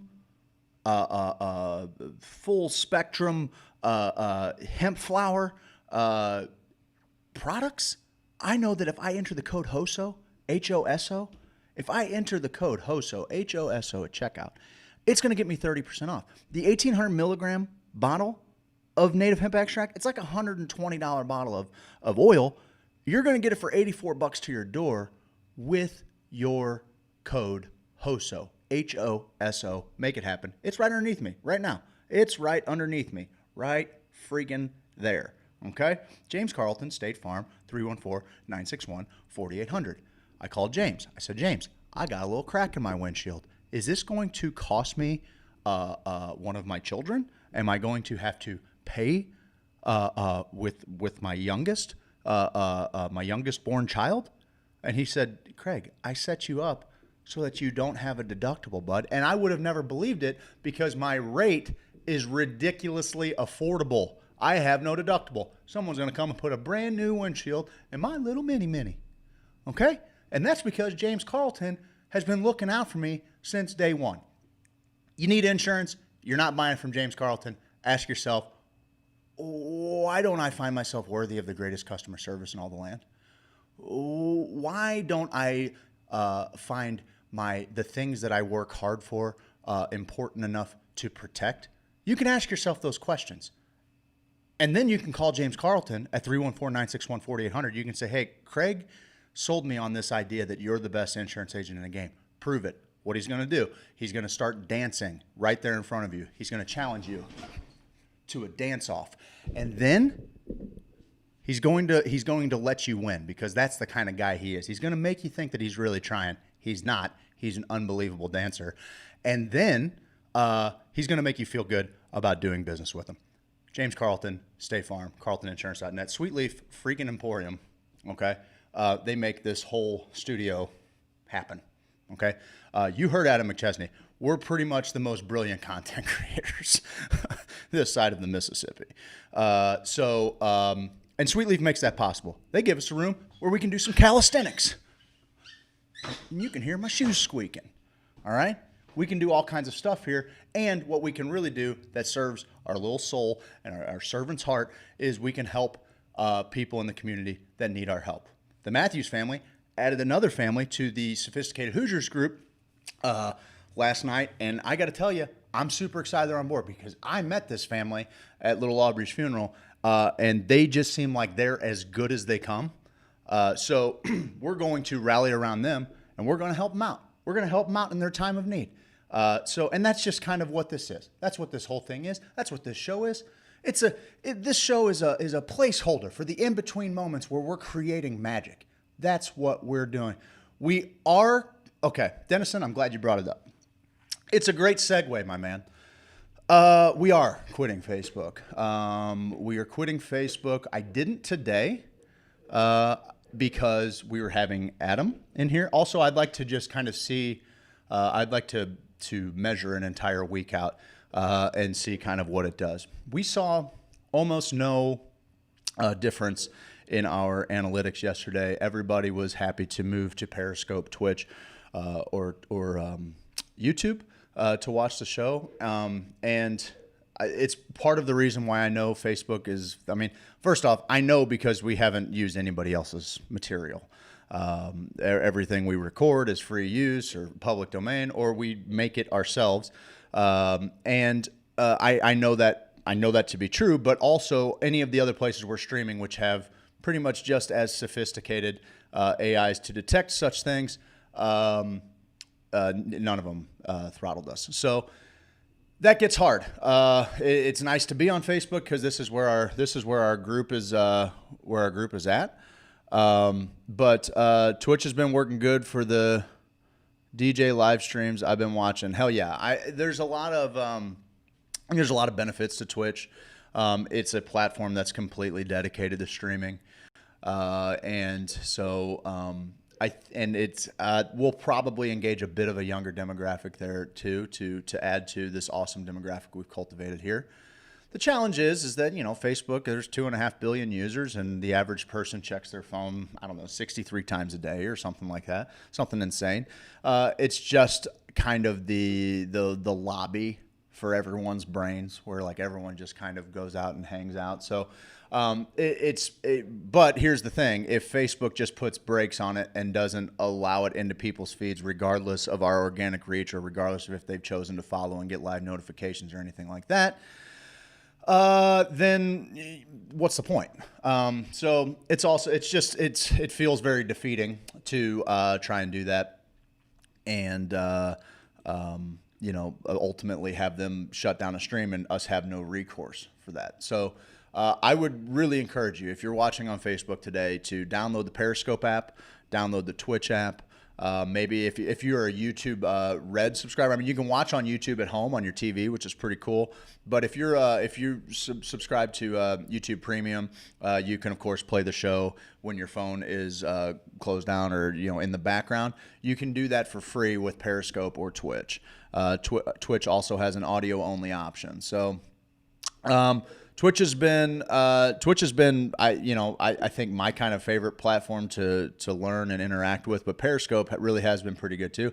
I actually just kind of thought, I didn't realize that Periscope, this is the dinosaur that I am, I didn't realize that it was still like this separate thing from Twitter, right? And so even when I was streaming through Twitter or watching it on Twitter, I didn't have the Periscope app. They are two separate entities. So if you're watching on Twitter and you try to put Twitter in the background, the show's not going to keep playing. However, if you're watching on Periscope and you put it in the background, it will continue playing. There's some pointers. Next week, we will not be on Facebook. We're going to be on those three platforms. And then we're going to kind of just try and figure out what makes the most sense. Do you get everybody so where they can participate in the same chat? I think we kind of do that here. I'm not sure how many people watch the chat on the show yet, but this is a way for us to multi-stream to these different platforms and be able to allow you guys to chat with one another. So hopefully you're into that. We're just gonna keep trying this thing out, figure it all out. Periscope is old school. I feel like Periscope is older than Twitter. Maybe it is. I don't know. Maybe it is. Maybe Twitter bought it up. You're probably right. You're probably right, Dennison. You're right about a lot of stuff. It's because you keep a healthy amount of native hemp extract in your gullet. Sweetness. Can't wait to promote and have people join your journey on the other platforms. Exciting times. Hell yeah, Ricky. That's what it's all about. Facebook is... it's just a challenge, and I'm not going to get down about it because Facebook does offer me an incredible amount of value with the Sophisticated Hoosiers fan group. And if you're watching the show but you're not a part of that, you should probably join, because if you find any kind of value in this show, you'll find tons of value in this group where we specialize in the most sophomoric of jokes and also the deepest heartfelt love ever. And there's like 5 offshoots of the group too, which is always very interesting. Guys, one of the things we talk about, Steve talks about cannabis quite a bit. I talk about psychedelics quite a bit. Steve is the host of the Missouri Cannabis Podcast. I'm the host of the Missouri Psychedelic Podcast. And then on the show, we've had, cannabis news and psychedelic scrapbook for a very long time. On Twitch, you can host Hoosier Sophisticate to your channel. So if you have followers, they will be able to see it. Okay, that's awesome, James Alexander Hilbig. That's real awesome. Super cool. And Twitch is going to be, I think when we do Hoosier on Adventure, it's going to be pretty exclusively, I think it's going to be exclusively on Twitch. There's actually like RPG channels, so people that are kind of already seeking out that content will have the opportunity to find what will be the most unique tabletop role-playing game I think they can stream anywhere. So I think it's going to be super fun. I would appreciate anybody that has a following on Twitch, of course, hosting Hoosier Sophisticate and allowing your followers to see it. We talk about cannabis and psychedelics. I am quite passionate about psychedelics. I think psychedelics are going to be I think they are the number one, or they're the single thing that can affect the most change in our mental health care crises throughout the world. And we have, for thousands of years, we have used psychedelics to to figure out our place in this infinite Mandelbrot sequence we find ourselves in. And psychedelics help us have a little glimpse into that. They help us with debilitating depressions, post-traumatic stress disorder, anxiety, a host of things. And they're showing that they help assist. The other day, I replayed a psychedelic scrapbook where ayahuasca showed neurogenesis. It showed growth in brain cells and brain mapping regions, throughout. So there are also very real physical health benefits to using them. I think that we are just beginning to scratch the surface on exploring. Lessons from ketamine and psilocybin. This is from the Psychiatric Advisor. Psychedelics are making their way out of the counterculture back into the mainstream, with research and media interest in the mind-altering substances growing substantially. Some have even called psychedelics psychiatry's brave new world, which, sidebar, not all that new of a world. Psychedelics were originally used in psychiatry. They were found to be incredibly effective in different psychiatric practices. MDMA was developed as a relationship tool. So they have been used in psychiatry, and there have been. I'm gonna look up this this book, and I will see if I can't get it on before the end of the broadcast, just to show everybody what it is. But it's about this psychiatrist, I believe in California, who has been underground treating people with unbelievable success for like the last 50 years. So they are using psychedelics and transcranial magnetic stimulation to cause nerve regrowth in research studies. Yeah, man, that's what's up. I mean, there is so much to be said for the efficacy of psychedelics as a medicine. We went to, a little over a year ago, we went to the University of Michigan at Ann Arbor, and we got to see probably a dozen, if not more, of the world's leading researchers in psychedelics, people that are absolutely brilliant fellows and professors at universities all over the world.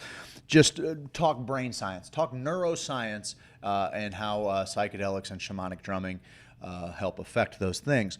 The revitalization of psychedelics has occurred alongside a shift away from the research and development of traditional psychiatric medications by leading pharmaceutical companies.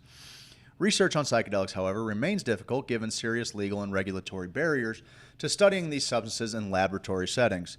The history of psychedelics in the counterculture of the 60s and in traditional indigenous medicine, as well as controversies surrounding their study and recreational use, have continued to make psychedelics somewhat taboo. Innovative research centers at top institutions such as Johns Hopkins and Imperial College, as well as the Multidisciplinary Association for Psychedelic Studies, MAPS, have rigorously pursued the study of potential psychedelic treatments for psychiatric disorders in recent years. In addition, private enterprises like Compass Pathways, which became the first psychedelics company to go public in September 2020, and nonprofit organizations like USONA Institute are investing heavily in the future of psychedelics. These research efforts have brought together an unusual array of psychotherapists, alternative medicine advocates, private investors, philanthropists, neuroscientists, and even journalists and nutrition advocates like Michael Pollan, best-selling author of How to Change Your Mind, What the New Science of Psychedelics Teaches Us About Consciousness, Dying, Addiction, Depression, and Transcendence. This is something that we've talked about mucho on the show. Let's see what we got here for reattaching limbs and healing paralysis and such. Yeah. I've told the story before, and since Steve's not here, I can shout it out again. I had a case of Bell's palsy 2-3 years ago. My face was paralyzed, and it was terrifying, man. I couldn't blink for a couple of weeks. I mean, this hit me so quick and it hit me in such a weird way that I didn't know what I was dealing with. The internet was quick to educate me, and it freaked me out, man, because there was, I was about to crack mentally a couple of weeks into this thing, and because I couldn't blink, my eye was on fire. It was all just very difficult, and eventually, I was just thinking about this story I had read years before that was talking about LSD and how and psilocybin and how it lights up these different brain centers that don't normally communicate within the brain when people are under the influence of them. And I got to thinking about when I noticed that like Bell's palsy was like, essentially it's this nerve in your face that isn't firing. It's like a nerve center, and all of these nerves that shoot off of it, you know, if that nerve center is not firing, then all of this is dead. And like, so I have this like crazy dumb hypothesis, right? I'm like, well, I'm just not getting electrical signals into my nerve center there. And if I know anything about electrical signals, it's that psychedelics will activate them. This has been several years ago. And so I go out into the woods, and I had allegedly had a crumb of DMT. And in that moment, leading up to my trip, for the few minutes that I was in there, I regained complete function in my face.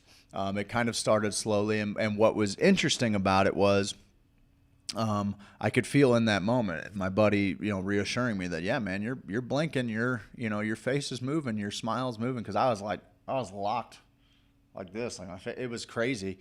So I do this, and my face all of a sudden kind of lets loose, and it was working in that moment. Now the unfortunate part was is that I could feel it slipping away as I was exiting the trip space. And so that was kind of frustrating, and I went back to not being able to blink, and my eyes on fire, and I'm like, oh, nothing's going to help me. I was convinced that this is what it was, and there's no real kind of range for how long this lasts. Some people say it might last for, a week or two. Some people say it lasts for a few months. And I'm sitting here really like trying to figure out, like, a few months of this. Really going through just a mental battle in my brain. And then I find out that some people never come back from it. Some people never have, a good, they just never come back from it. Their face is always stuck like that. So then I really started getting lost in my brain. And, but I'll be damned if the next day I woke up and I had just a little bit more function. I could kind of smile a little bit on the one side. I could almost blink my eye. And by the next day, my face had pretty well let go with a little bit of restrictions. By day 3, my face was completely healed. It's entirely possible that it was coincidental. I don't think it was, but it's entirely possible. And I told that story many times because I just had this dumb Hoosier hypothesis. I'm spitballing here. I'm throwing stuff at the wall, see what sticks. But it did anecdotally kind of seem like it worked without any kind of control or anything to be able to prove that so. And being able to share that experience with some neuroscientists in Michigan that had come from all over the world. This article had mentioned, Johns Hopkins and Imperial College. We sat at a tequila bar in Ann Arbor, Michigan, sipping tequila and having a conversation about these people studying these unbelievably fascinating chemicals. And there sat a professor from Johns Hopkins and a professor from Imperial College and, a couple of fellows at University of Michigan. And, of course, our buddy Shane Moss is a brilliant comedian. And Steve and Tony and like we were just hanging out. And, oh, by the way, these fellows, the one guy's girlfriend is like this. She's, working on her doctorate in robotics or something. She's all into AI. Like, we're sitting at a table with the most brilliant people. I'm telling this story kind of feeling like I have to qualify that I understand that I sound like a complete and utter madman. I get it. I understand. And like to have all of them reassuring me like, no, actually that makes quite a bit of sense. Like you're not going to, nobody here at this table is going to call you crazy, not for anything that you, may have experienced in that space. So, the point is that I do think that there are real physical, like we talk about how it's going to help with depression. We talk about how it's going to help with anxiety. But we don't we probably discount how much it will help, physically, because if you've ever had a family member or anything that you've ever lost somebody to Alzheimer's or whatever, it's heartbreaking, right? And your brain, to see someone lose their brain like that is. It's hard, it's hard, especially when some of those memories that they're losing are you, right? So I'd like to see, what psychedelics can do for people. This is something Steve talked about, I think maybe last week, but just to see what it can do for people with Alzheimer's, to see what it can do for people with stroke, just having experienced a stroke-like paralysis in my face and what I think anecdotally kind of worked with them. I think there's some real physical ramifications. On March 5th, 2019, esketamine nasal spray became the first Food and Drug Administration approved psychedelic treatment for a psychiatric disorder. The approval of intranasal esketamine has been widely heralded as one of the most exciting developments in psychiatry, opening up a new potential treatment for patients with refractory depression.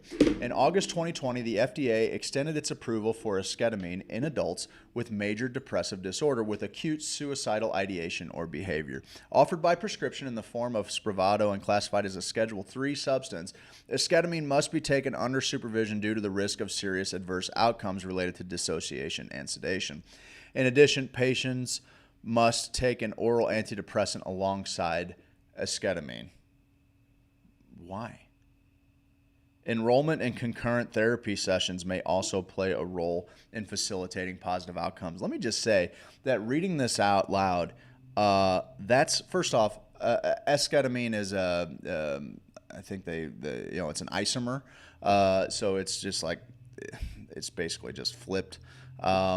It's like ketamine, but from what a lot of people are saying, the analogs, I think there's esketamine and arketamine.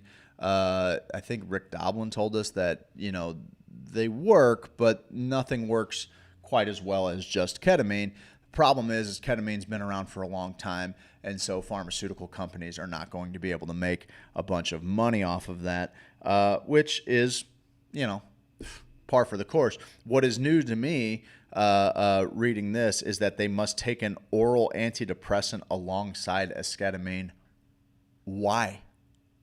Oh, that is so dumb.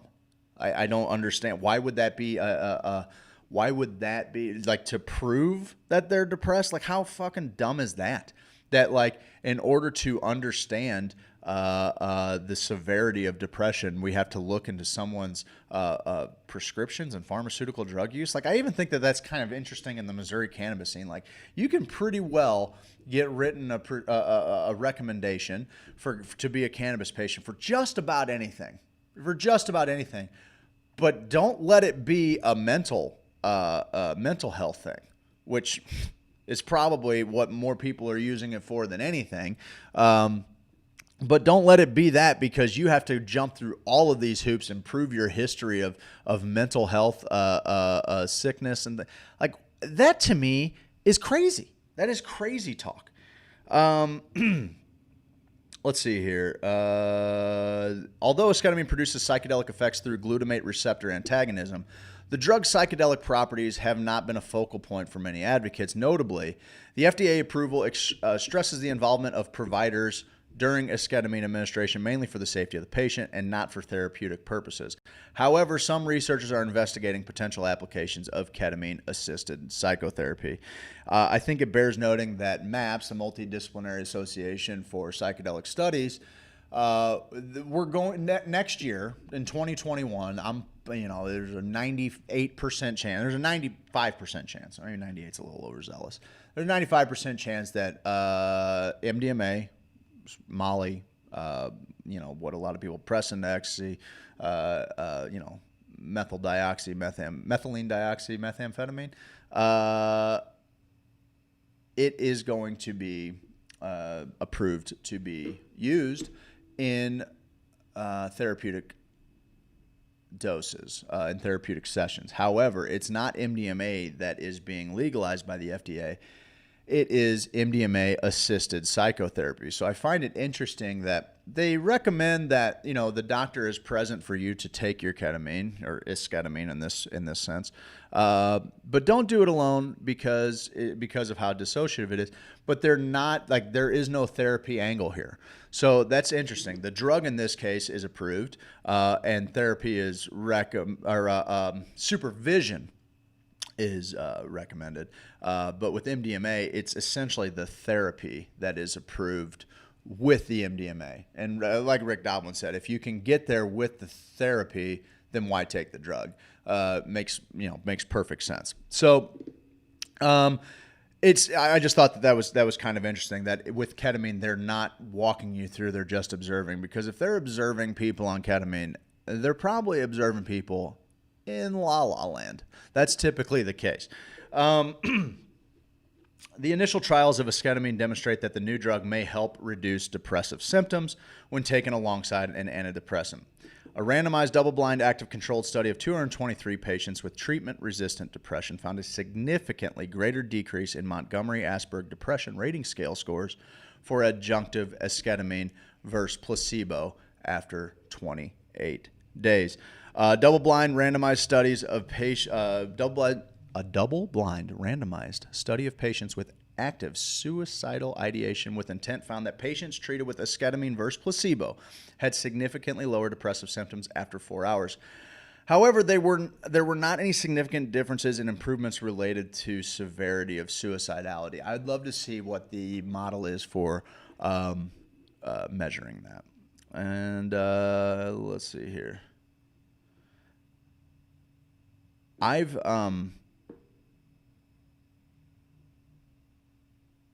had a ketamine is one that just I did not know anything about. I heard of it. I heard that some people take it at festivals or whatever.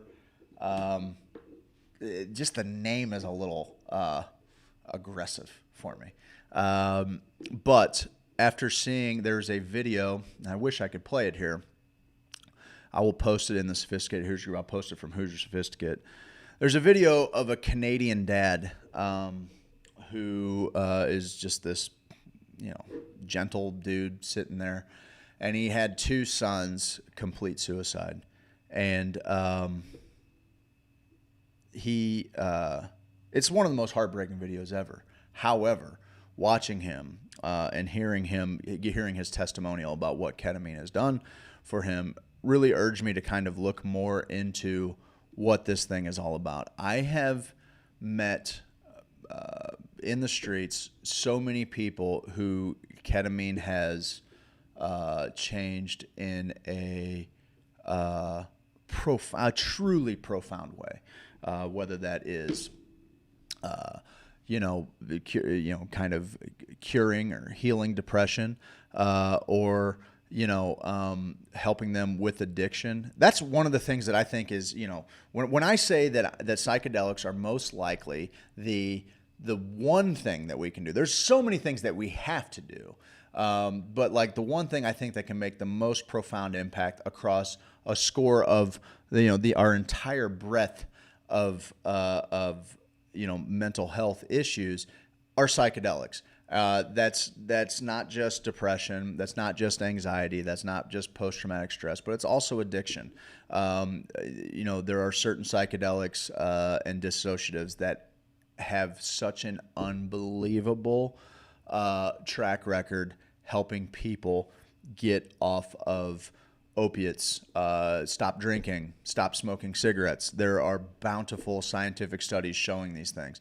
It's really, really, really impressive. I'm going to break away for a minute because Bundren Property Group, guys, what they do is they sell and they buy houses for you.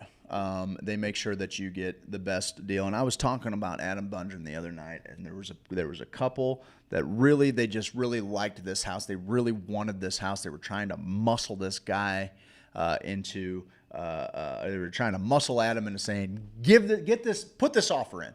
And Adam said, listen, you don't want to buy this house. I stand to make a fair amount of money selling you this house. You don't want to buy it. You're going to have massive problems, in the future. The foundation is going to need a bunch of work inside of a couple of years. There's a bunch of houses. Let's go find another house. Let's just go see what I can put you in that you're going to like the same. That's not going to be a headache that has you cursing my name 3 years down the road. When you're sitting there and you're just scrambling up some eggs and you're like, and everything's on a slope in your kitchen because your subfloor's falling out. And you're like, that damn Adam Bundren. He helped sell me this stupid lemon of a house. I get it. I understand why he is so, why he is so passionate about letting you know, I'm not selling you this lemon. There are other houses that I will put my name on. This ain't the one. Yeah, I know. I'm going to make way less money selling you that house over there. I get it. I want my name, my reputation with you as a salesperson that's looking out for your best interests, okay, is attached to you loving your house, not just today, but loving it years down the road. That's what Adam Bundren does at Bundren Property Group. You know what else he does? He gives you this day in history. And in this day in history, 1925, Johnny Carson was born. I would have thought he was older than that. 1925? Man, I would have thought he was a lot older than that. I figured he was like a turn of the century guy. Maybe not. I'm very close to someone with PTSD, and she used ketamine once, and only once a year ago, and her symptoms of PTSD are almost completely gone. Yeah, man. Yeah, I've had people tell me some incredibly powerful stories about the efficacy of ketamine. He's also a great friend, boss, and family man. Yeah, if you want to get mixed up in the weeds about what Adam Bundren is, sure. He's a good friend. He's a great husband, awesome father, community leader, scratch golfer, songbird of his generation, grows arguably the best mullet I've ever seen. And I think his wife is foolish for letting him cut it off. Those are all things that Adam Bundren does and is. He also lets you know that on this date in 1707, the first Parliament of Great Britain met.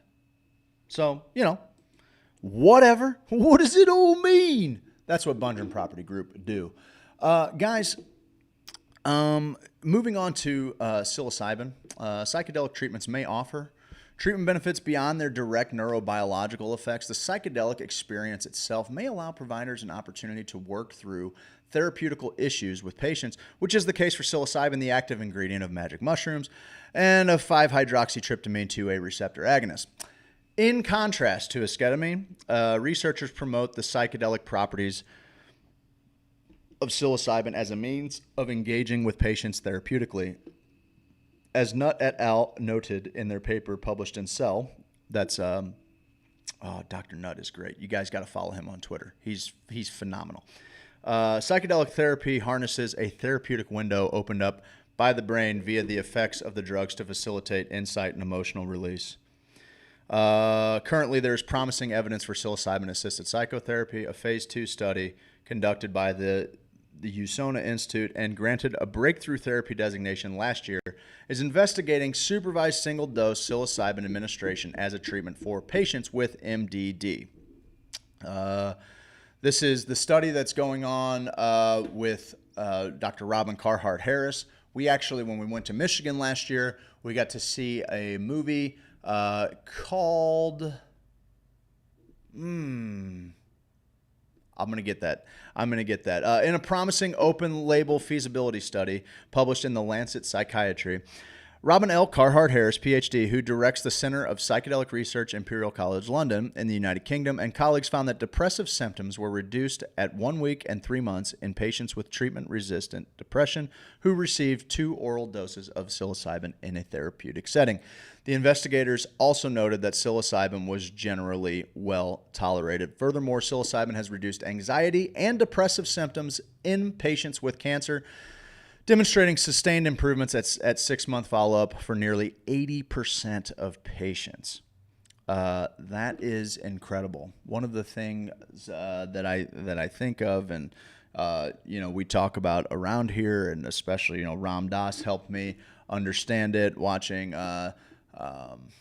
what is the name of the, not Dying to Know, that's Ram Dass, but there's a documentary with Timothy Leary and Ram Dass, I'm going to get this one for you too, that they get to talk about the finding grace and dignity while dying. And if for anything, if we're not curing depression, if we're not curing post-traumatic stress, if we're not using it for a physical symptom, one thing we can definitely look to is using these tools, these plant and fungal teachers, and honestly lab-created teachers, medicines that help ease the anxiety of people nearing the end of their life. That is, I mean, is there anything that we could do that is more empathetic to the human condition than helping people understand how kind of, what we've been taught to fear is nothing to fear, just something to learn to transition into. And I believe that psychedelics also provide that pathway. So, yeah, man, I think that there is incredibly powerful, incredibly powerful things that are available to us that we have to get out of our own way on. A lot of the cannabis community that we speak to, they know what cannabis is. And they're also typically, because of how many people have had their minds completely changed by the medicine that cannabis is, they're also typically the ones that are most willing to listen about what psychedelics can potentially provide for people in the way of healing. And the goal is, for me, to be able to create some content that's, well thought out by people with, who have dedicated their life's work and years of schooling to being able to not only kind of quantify and record how these things are helping, but also be able to, translate that to the layman who doesn't have this experience. It's hard enough to explain the ineffable at any time. It's especially hard to change to communicate the throes of a psychedelic experience to somebody that's even had one. But to somebody that doesn't have any kind of frame of reference there, it's incredibly difficult. And sometimes where you got to meet them is in the classroom, and that's what I think that I want to kind of focus on, getting the Missouri Psychedelic Podcast kicked back up and going, bringing people as much information as I can about this stuff, because us being well informed and being able to kind of cut people off when they say, oh, that's a crazy guy tripping, understand that some of the brightest people in the world, some of the technology that all of us use every day to make our experience better comes from some brainchildren conceived in the throes of psychedelia. So, I urge you to find ways to communicate and evangelize in a responsible way about what this stuff can do. What these different plant teachers can do and what they've been doing for thousands of years, not just indigenous tribes, all over in the West too. Man has sought out the infinite since he's been here. He's pondered what all of this is and where his place is in it since the beginning. And when I say man, I mean all of us. So yeah, there we go, guys. I am going to jump to break. On the other side, I'll bring you some value. I'll do it. Maybe you come to Sweet Leaf Emporium. We'll give you some value. I think Steve's giving everything away. I think he got fired. I'm not 100% sure. I think he's giving it all away. Guys, we are on the other side of the break. I'm going to try and make you laugh. We'll have a real conversation. Got any questions for me, let me know. I appreciate you spending your morning with me. And yeah, we'll see you after the break. Hoosier Sophisticate Show.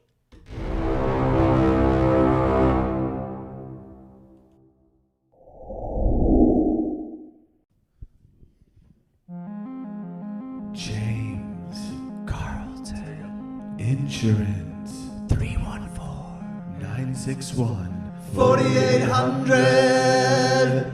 Handsome, amazing, astonishing, astounding, fabulous, incredible, fantastical, Phenomenal. Prodigious. Stupendous. Unbelievable. Wondrous. Divine. Fantastical. No, seriously, he's fantastical. You got a house. Go on and get it insured. You got a car. You gotta get it insured. You got a life. Go on and get it insured. CarltonInsurance.net. Fantastical. Stupendous. Fantastic. Hey boys and girls, I'm talking about native hemp extract. That CBD. That CBD. Get inside of me. Inside of me. That CBD. That CBD. Sweet delicious CBD. That CBD. That CBD. Got the CBD.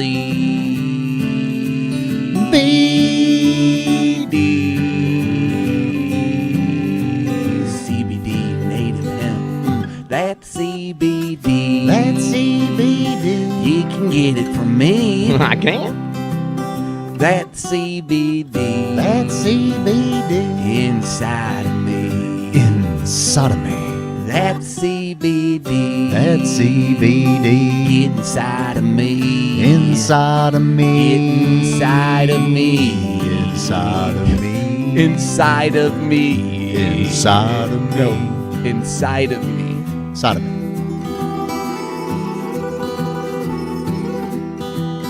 Inside of me.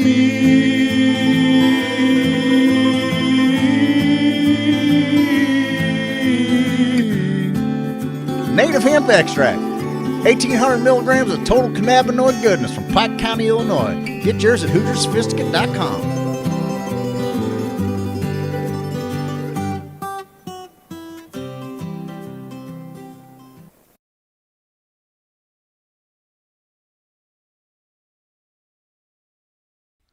I'm an outlaw, check it and see. Wanted poster looking like me. Checking the swamp man for a pretty girl.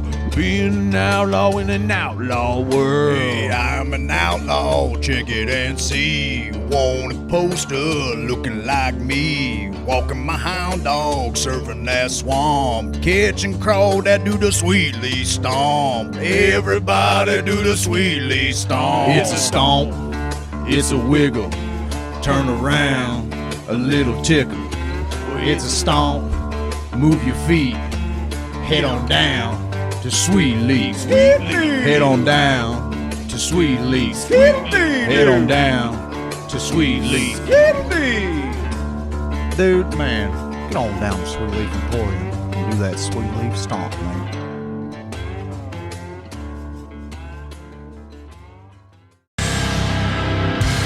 James Carlton. James Carlton. James Carlton.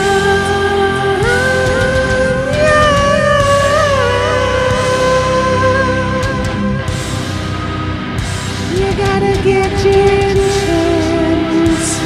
Gotta get that State Farm insurance. You think you found the best insurance agent in the game? Well, I got news for you. I did, and it's James Carlton. State Farm. CarltonInsurance.net. 961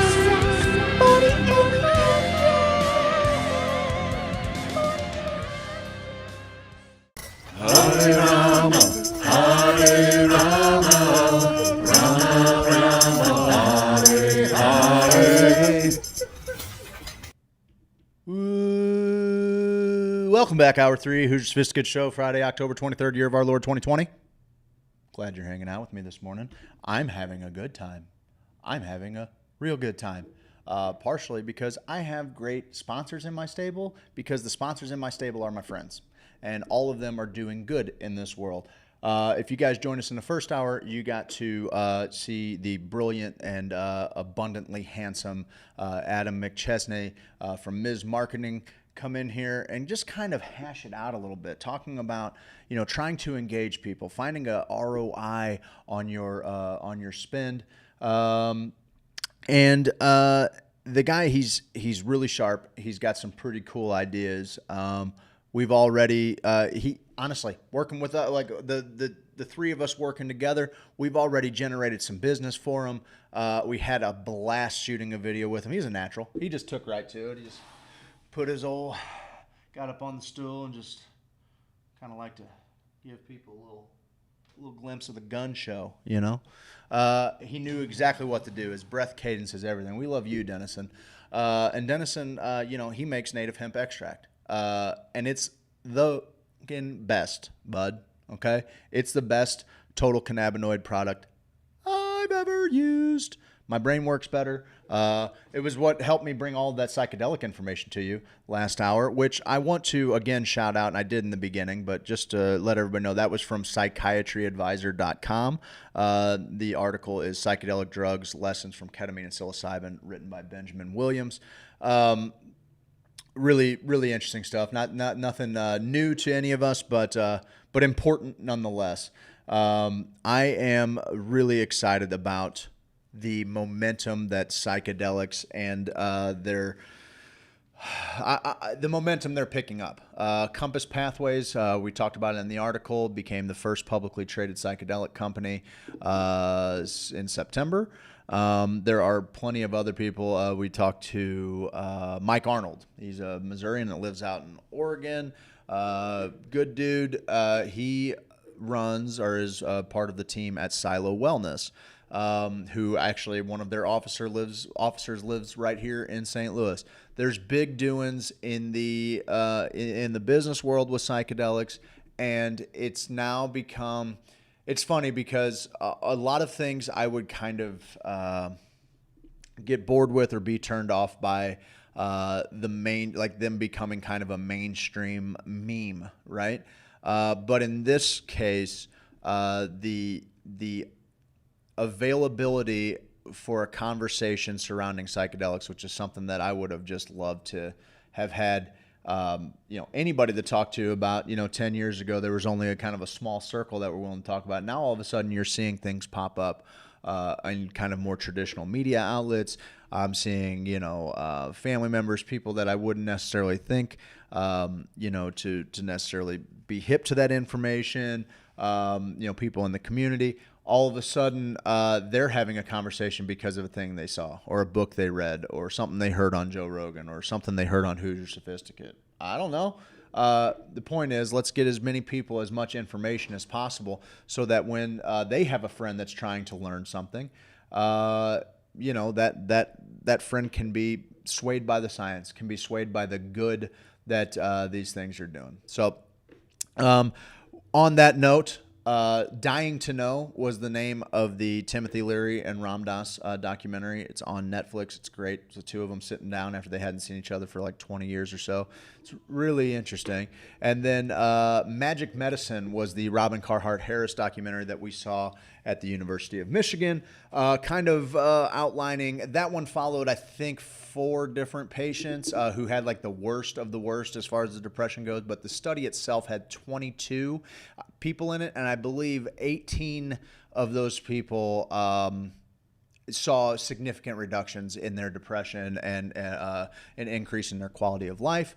The interesting thing about that movie was the subjects that they chose to film and the way that they chose to portray it, because it is important when we talk about plant medicines, alternative healing, anything like that. And I hate even saying alternative healing because it's alternative to what? The other fucking thing we're guessing at, But with that being said, the way they shot this movie, they kind of showed the least successful people in the study.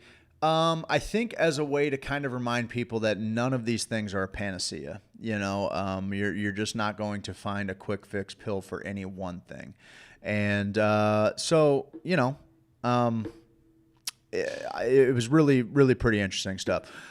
On this day in history, we got in 1929, the first transcontinental air service began from New York to Los Angeles. 1929.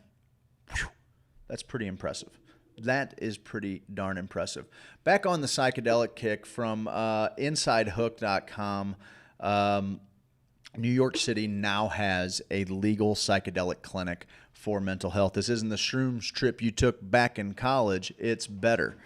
This is by Austa Somvician-Clausen from Inside Hook. Earlier this week, it was announced that the U.S.-Canada border will remain closed for at least another month amid the spread of COVID-19. Luckily, one of their most useful exports at this particular moment now has a home in the U.S. The psychedelically enhanced therapy clinic Field Trip Health just opened its first stateside location in Manhattan. The Canadian company opened its flagship clinic in Toronto back in March, calling itself the world's first mental wellness company focused on psychedelics and psychedelic-enhanced psychotherapy.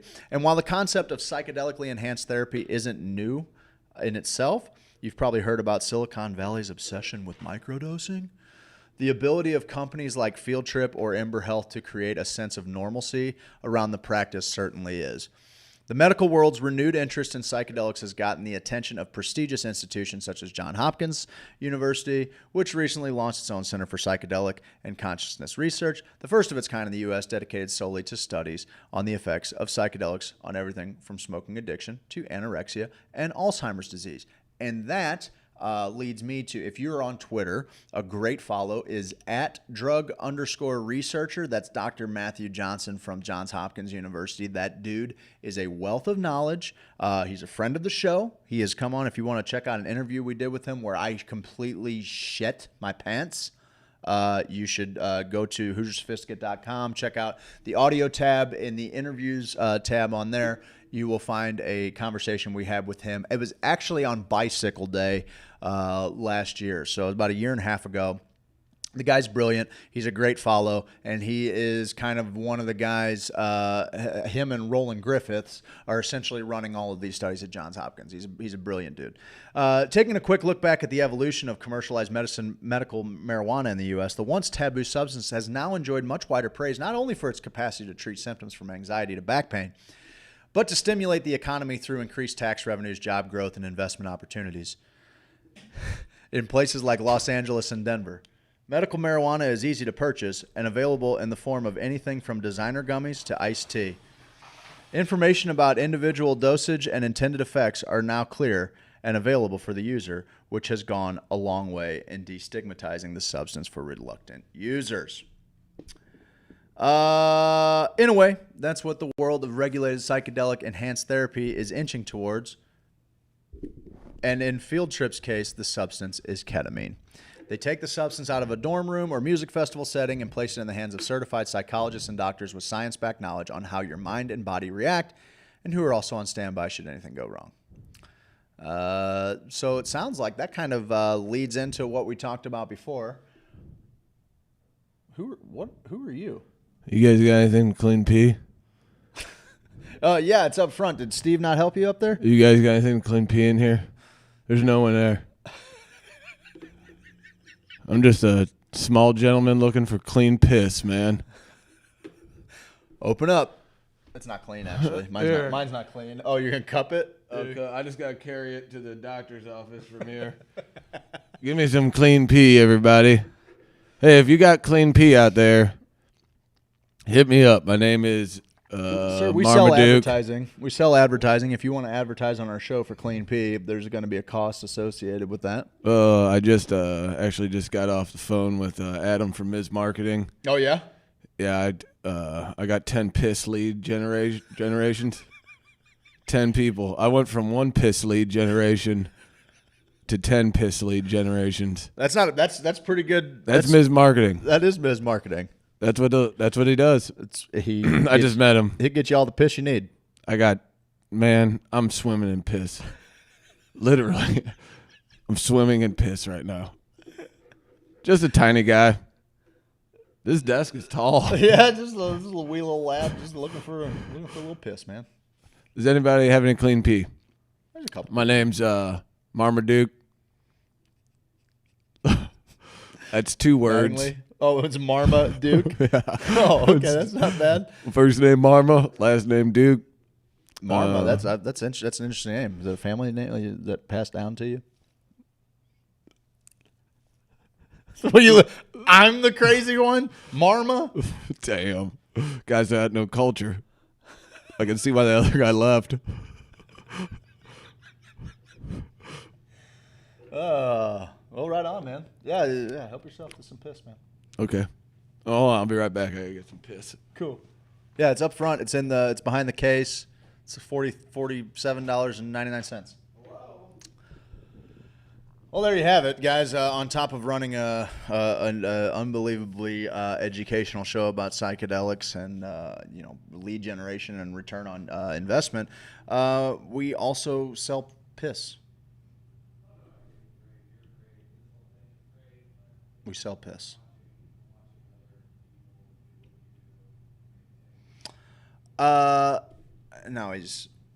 Here we go. Ketamine has been approved for use in humans since the 1960s, and when used with proper medical and therapeutic oversight, it is known to be extremely safe with minimal side effects. It's so safe, in fact, that it is still used to this day in emergency rooms when treating children who may have broken a bone. True story. That's a true story. My son broke his arm clean in half. End of January, beginning of February last year, clean in half. That kid went in the K-hole. And what he was describing when he was waking up out of the K-hole was arguably, it was amazing because for once I had a skill set that could be of service to my kids. Sure, I could teach them how to read. Sure, I could help them ride a bike or get them on a weightlifting regimen. But really, what Dad's going to do best for you, bud, is help you find the ground. This is ground control to Major Tom. That's what Dad's doing here. Yes, water sports. Asazej Snave. Yes. Steve reminds me of Lil Sweet, the Dr. Pepper dude. I'll pee for you, buddy. In this character, Twitch apparently censors language. All I see is a ton of asterisks. I can probably put it to where it's like explicit content or whatever, and then that way the children don't find it. But I'm trying to have the children find it, Dennison. That doesn't mean it's appropriate for everyone. For example, people with uncontrolled high blood pressure should not take it. But for most people, the risks of using ketamine are very low. Here is exactly where marijuana and a stronger substance like ketamine substantially differ. Whereas effects of marijuana are relatively mellow, ketamine, sometimes called Special K, I think that the only people that call ketamine Special K are the cops. They're cops. They're DEA. They're anything. They're anything but people that use ketamine. Sometimes called Special K, has gained a bad reputation in the past. Like, I don't think it's been called Special K since it was called that by some wayward U.S. tourist just bumbling about Prague in 1992 in some industrial Euro sex club where he's like, hey, does anybody here have any Special K? And all of these Czechs just looked at him like he was a fucking idiot because nobody knew what Special K was. There's my rant about stupid street names that they throw out there for these articles to make it more palatable for the streets, man. You might not know what ketamine is, but maybe you've heard it with your simple little drug-using brain as Special K. Fuck out of here. Special K has gained a bad reputation in the past for its unintended negative effects outside of a clinical setting. From illegal recreational use as a club drug to those who routinely seek out K-holes, a dissociative effect that can come from especially high doses. But it's these hallucinogenic effects that, while potentially disastrous in an uncontrolled setting, can provide emotional breakthroughs for those suffering from depression and anxiety when ketamine is administered by a professional. Levy tells us that while each person's individual experience is obviously unique and personal to them, the ketamine experience is often described as euphoric, calming, and mystical. He says that some people also report a pleasant sense of disconnection from everyday life, like they are observing their mind and body from the outside rather than within. The advantage of using psychedelics, including ketamine, in therapy are threefold. First, psychedelics are fast-acting antidepressants. So people may be stuck, who may be stuck in a mental or emotional rut, find an almost immediate improvement in their mood. Secondly, psychedelics often trigger different parts of the brain to start communicating with each other in ways that the brain doesn't normally do without psychedelics. This helps people see things from new and different perspectives, often leads to insights into what may be driving a person's mood or emotions. And thirdly, psychedelics are known to quiet the ego and create a period of neuroplasticity, which makes people more receptive to the effects of therapy and more able to make emotional, behavioral, and outlook changes so they don't fall back into old patterns. It all makes perfect sense to me. So I said cops at the same time as you, laugh my ass off. No doubt. Yeah, nobody in the world is calling it Special K. Dennison is a star, and he can star my fat star if he doesn't like me using star. Ha ha ha ha ha ha. So there's kind of a look inside how they will work, and that's interesting. I guess, I mean, I knew that, but I've never really vocalized that or heard it vocalized or read it, that fuck me. Star me. I've never really thought about, we've talked about ego dissolution, because ego death is just it's a grimy, goofy, fucking stupid thing to say. We shouldn't be seeking to kill our ego. What is nice about psychedelics is that they can just pause it for a second. Well, you can hit play a little bit later on when we're done here, but we're just going to pause it for right now and allow you to hear things or see things a little bit differently. So I guess knowing that and having an alleged subjective experience, I haven't really thought about that, how that would really benefit a therapeutic session, and how it would make those words perhaps resonate a little bit better with a little more fervor, maybe just stick in your brain just a little bit, more concrete. If you don't have this idea of how things should be and how they're going to be, that makes sense to me. That makes sense to me that's one of the ways that it will heal kind of in real time, or assist in healing in real time. I think it's awesome. If you've ever taken place in any kind of psychedelic integration, it's amazing the strides forward that you can really take by doing that. So I'll tell you what, guys, I want to let you know, Bungeon Property Group wants to let you know that in 1952, on this day in history, the Nobel Prize for Medicine is awarded to a Ukrainian-born microbiologist, Selmart A. Waxman, for his discovery of an effective treatment of tuberculosis. That's interesting. It wasn't until 1952 we were figuring that thing out. What in the hell is going on here? Anyway, just having some fun with you guys, letting you know what's going on. I wanted to I got to go grab this guy a bottle of fake piss real quick. We're running a 2-for-1 special, and I want to catch him before he gets to his car, because I forgot about that, and I'd hate him to get ripped off on this pee, because it is abundant around here. So we'll see you guys in just 1 second.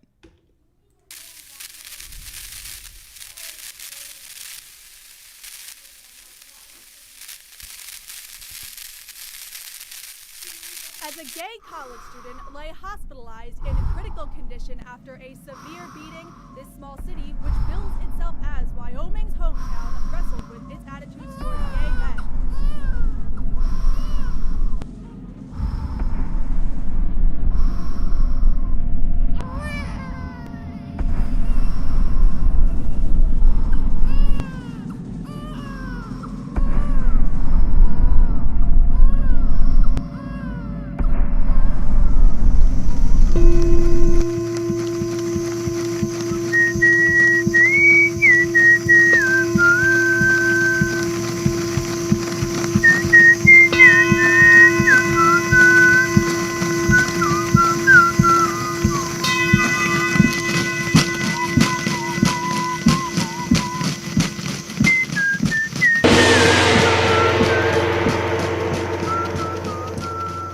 man. You're welcome. Come back anytime. We should have a fresh store of piss. I think they're coming in Monday morning.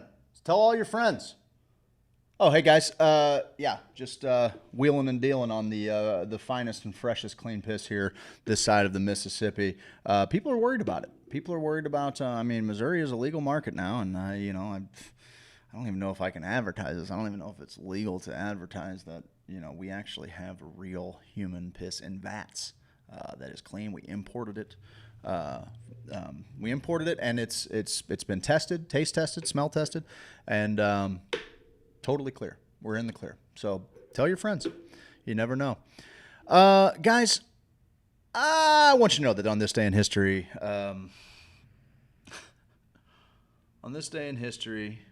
1973, a UN-sanctioned ceasefire officially ended the Yom Kippur War between Israel and Syria. Guys, get it together over there. That was brought to you by Bungeon Property Group. I love Bungeon Property Group.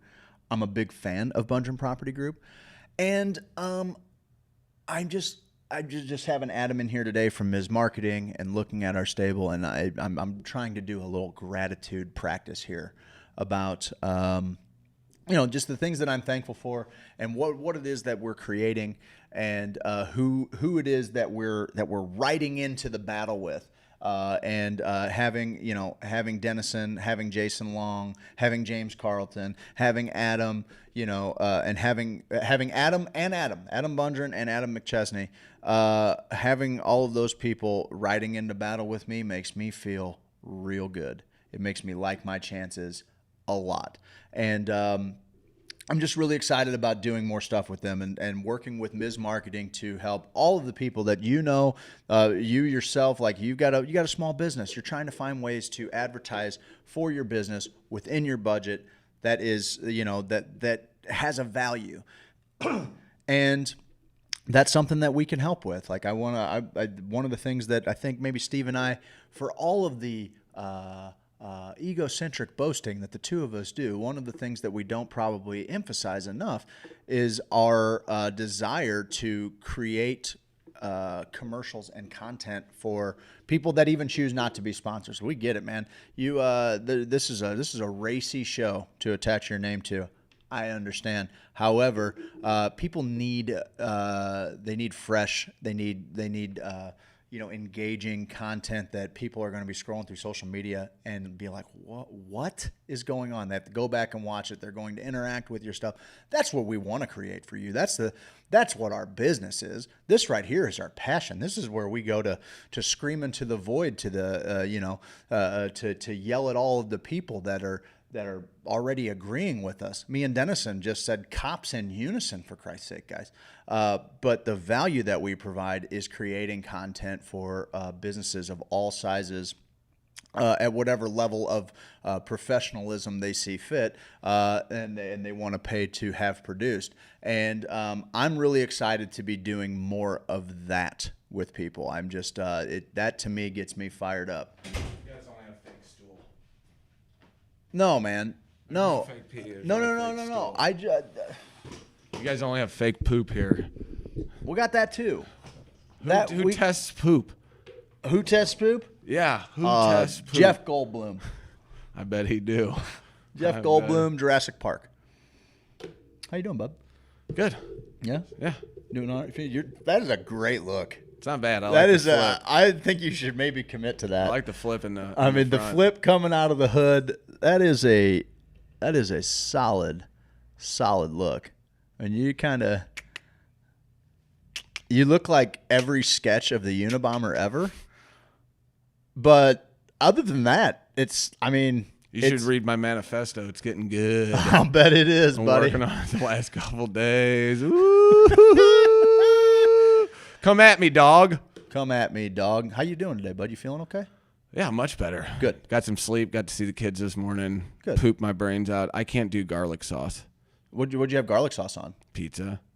You know how sometimes they give you that garlic butter? Ooh, yeah. I'm honestly going to shit my pants talking about the garlic butter. What's the that deal, bad. bud? Well, I usually get it from Papa John's, and that's where it'll get me. Yeah. Well, last night I was like, you know what? Forget that. I'm gonna get Alicia's pizza. Ooh, they have garlic sauce at garlic butter. I got Bosco sticks. Get on out of Because town, Jack. I'm 14 years old again.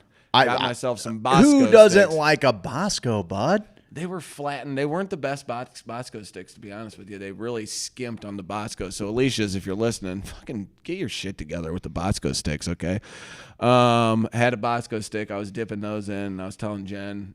Jen's looking at me. She knows my body. She's like, I don't know about this one. You're really going hard on that garlic butter. I'm like, I know. I'm more allergic to Papa John's garlic butter. I'm not allergic to this garlic butter. You moron. You simple woman with your little simple woman brain. Yeah. So then I woke up first thing this morning. Usually if I eat it earlier in the night, because I didn't eat it till about 10:30 after the grow. We had our grow, stay-at-home grow series last night. I didn't eat it till about 10. So then I woke up about 5:30 just ripping it. Went back to sleep because I was still like, you know what?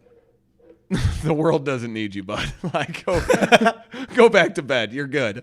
Woke up at 6:30, still pooping. Is that when I called you? Probably. Yeah. Probably. I think I heard my phone ringing, and I was like, oh, well, good luck today. Oh, I knew Mizz was coming in. He'd kill That's it, all which good. he did. It was all good. He was great. He was great, and he's got me fired up. And gave me an opportunity to kind of hash out. It's been a while since we hashed out some psychedelics. We got into some psychedelic content a little bit. Some DMT on air? I did not smoke DMT on air. Pussy. I did not do that. Don't fucking dare me, pal. I'll go find some somewhere. We got to go hard. I'll go buy some down at the graffiti wall or something. Is that where you can get it? I don't even know. Duh. That's where, That's where all the good cools drugs, hang, man. There's a somebody spray painted. Oh, get your drugs here. And I the think guys you were just stand under it. I think you were paying for your piss while I was talking about it. But do you know anybody? I got a call from the boss, Jason. Do you know anybody in the world that? Yeah, I'm glad he's watching. Do you know anybody in the world like Dennison? Dennison's a good sponsor. He said, "Lick my balls." To everyone listening, because I was like, Jason, you're on air, and he's like, good, smoke a bunch of weed, lick my balls. And I was like, oh, That's you're my our studio sponsor. God love you. God love you. Brian's hard. That's when he left his, or that's when his feet in his bye. What? I don't know. I forgot what I was gonna say. Oh, got to talk about psychedelics a little bit. Has anybody ever? You know, like we talked about the Dare Lion. We had the Dare Lion, talking about him and him coming clean on how much bullshit the drug war is. And has anybody, like, when they give street names, where are these street names? They're more ridiculous. Like, I almost think the people naming cannabis were like, it's clear that they grew up in the age of news outlets giving street names to drugs. Have you ever heard anybody call ketamine Special K? Yeah, me the other day on accident. I was like, do they do that? Nobody. Because I saw a girl running with a shirt on that said Special K. Yeah. And I was like, really? Ketamine marathoning, huh? Okay. Well, that would be weird. 3 steps. Let's you're do at this the for finish line. 26.2 miles. Am I at the finish line already? You've gone 6 feet, sir. It's weird. I can see the finish line in my head, and I also see where I started a minute ago. It's like, strange. Yep. Very strange. That's what it do. Steve. Yeah, Dennison's a good sponsor. We're here in the field. Okay. Hey, Steve. I can't read. On so this you're day in gonna have to- history. you're going to have to tell me. Oh, yeah, I got you, bud. On this day in history, though, was it 1954? Probably. 54, It makes him 55. a year younger than my pop. 5 years older than my mom. My mom was That's born in probably right. 55. Okay, so he's somewhere in there. Or you think she only exclusively bangs dudes that are her age? Oh, no, or? she's born in 56. Okay. He's probably He's a born little in older? 56, too. You like that? Oh, you want to go with 56? Is that what we're going with? On this day in history, 1956, Rando Not Your Dad. Randy Not Your Dad, birthday. He was born. It was his birthday. He squirted right out of his mom's butt, or however that That's how that happens. works? I don't know. I'm just a simple kid.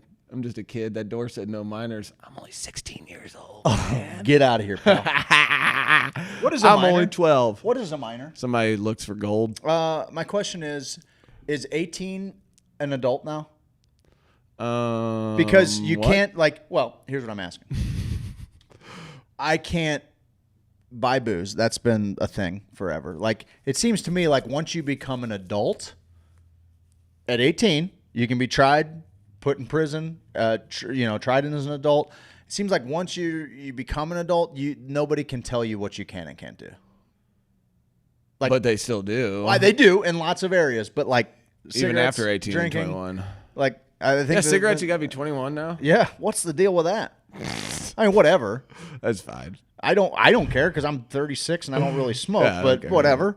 I would still it's still something that I will be angry about. It just works. I'm just tired of Prohibition fucking. Works. It works. Like when you tell kids, "Hey, don't do that," they're like, "I won't."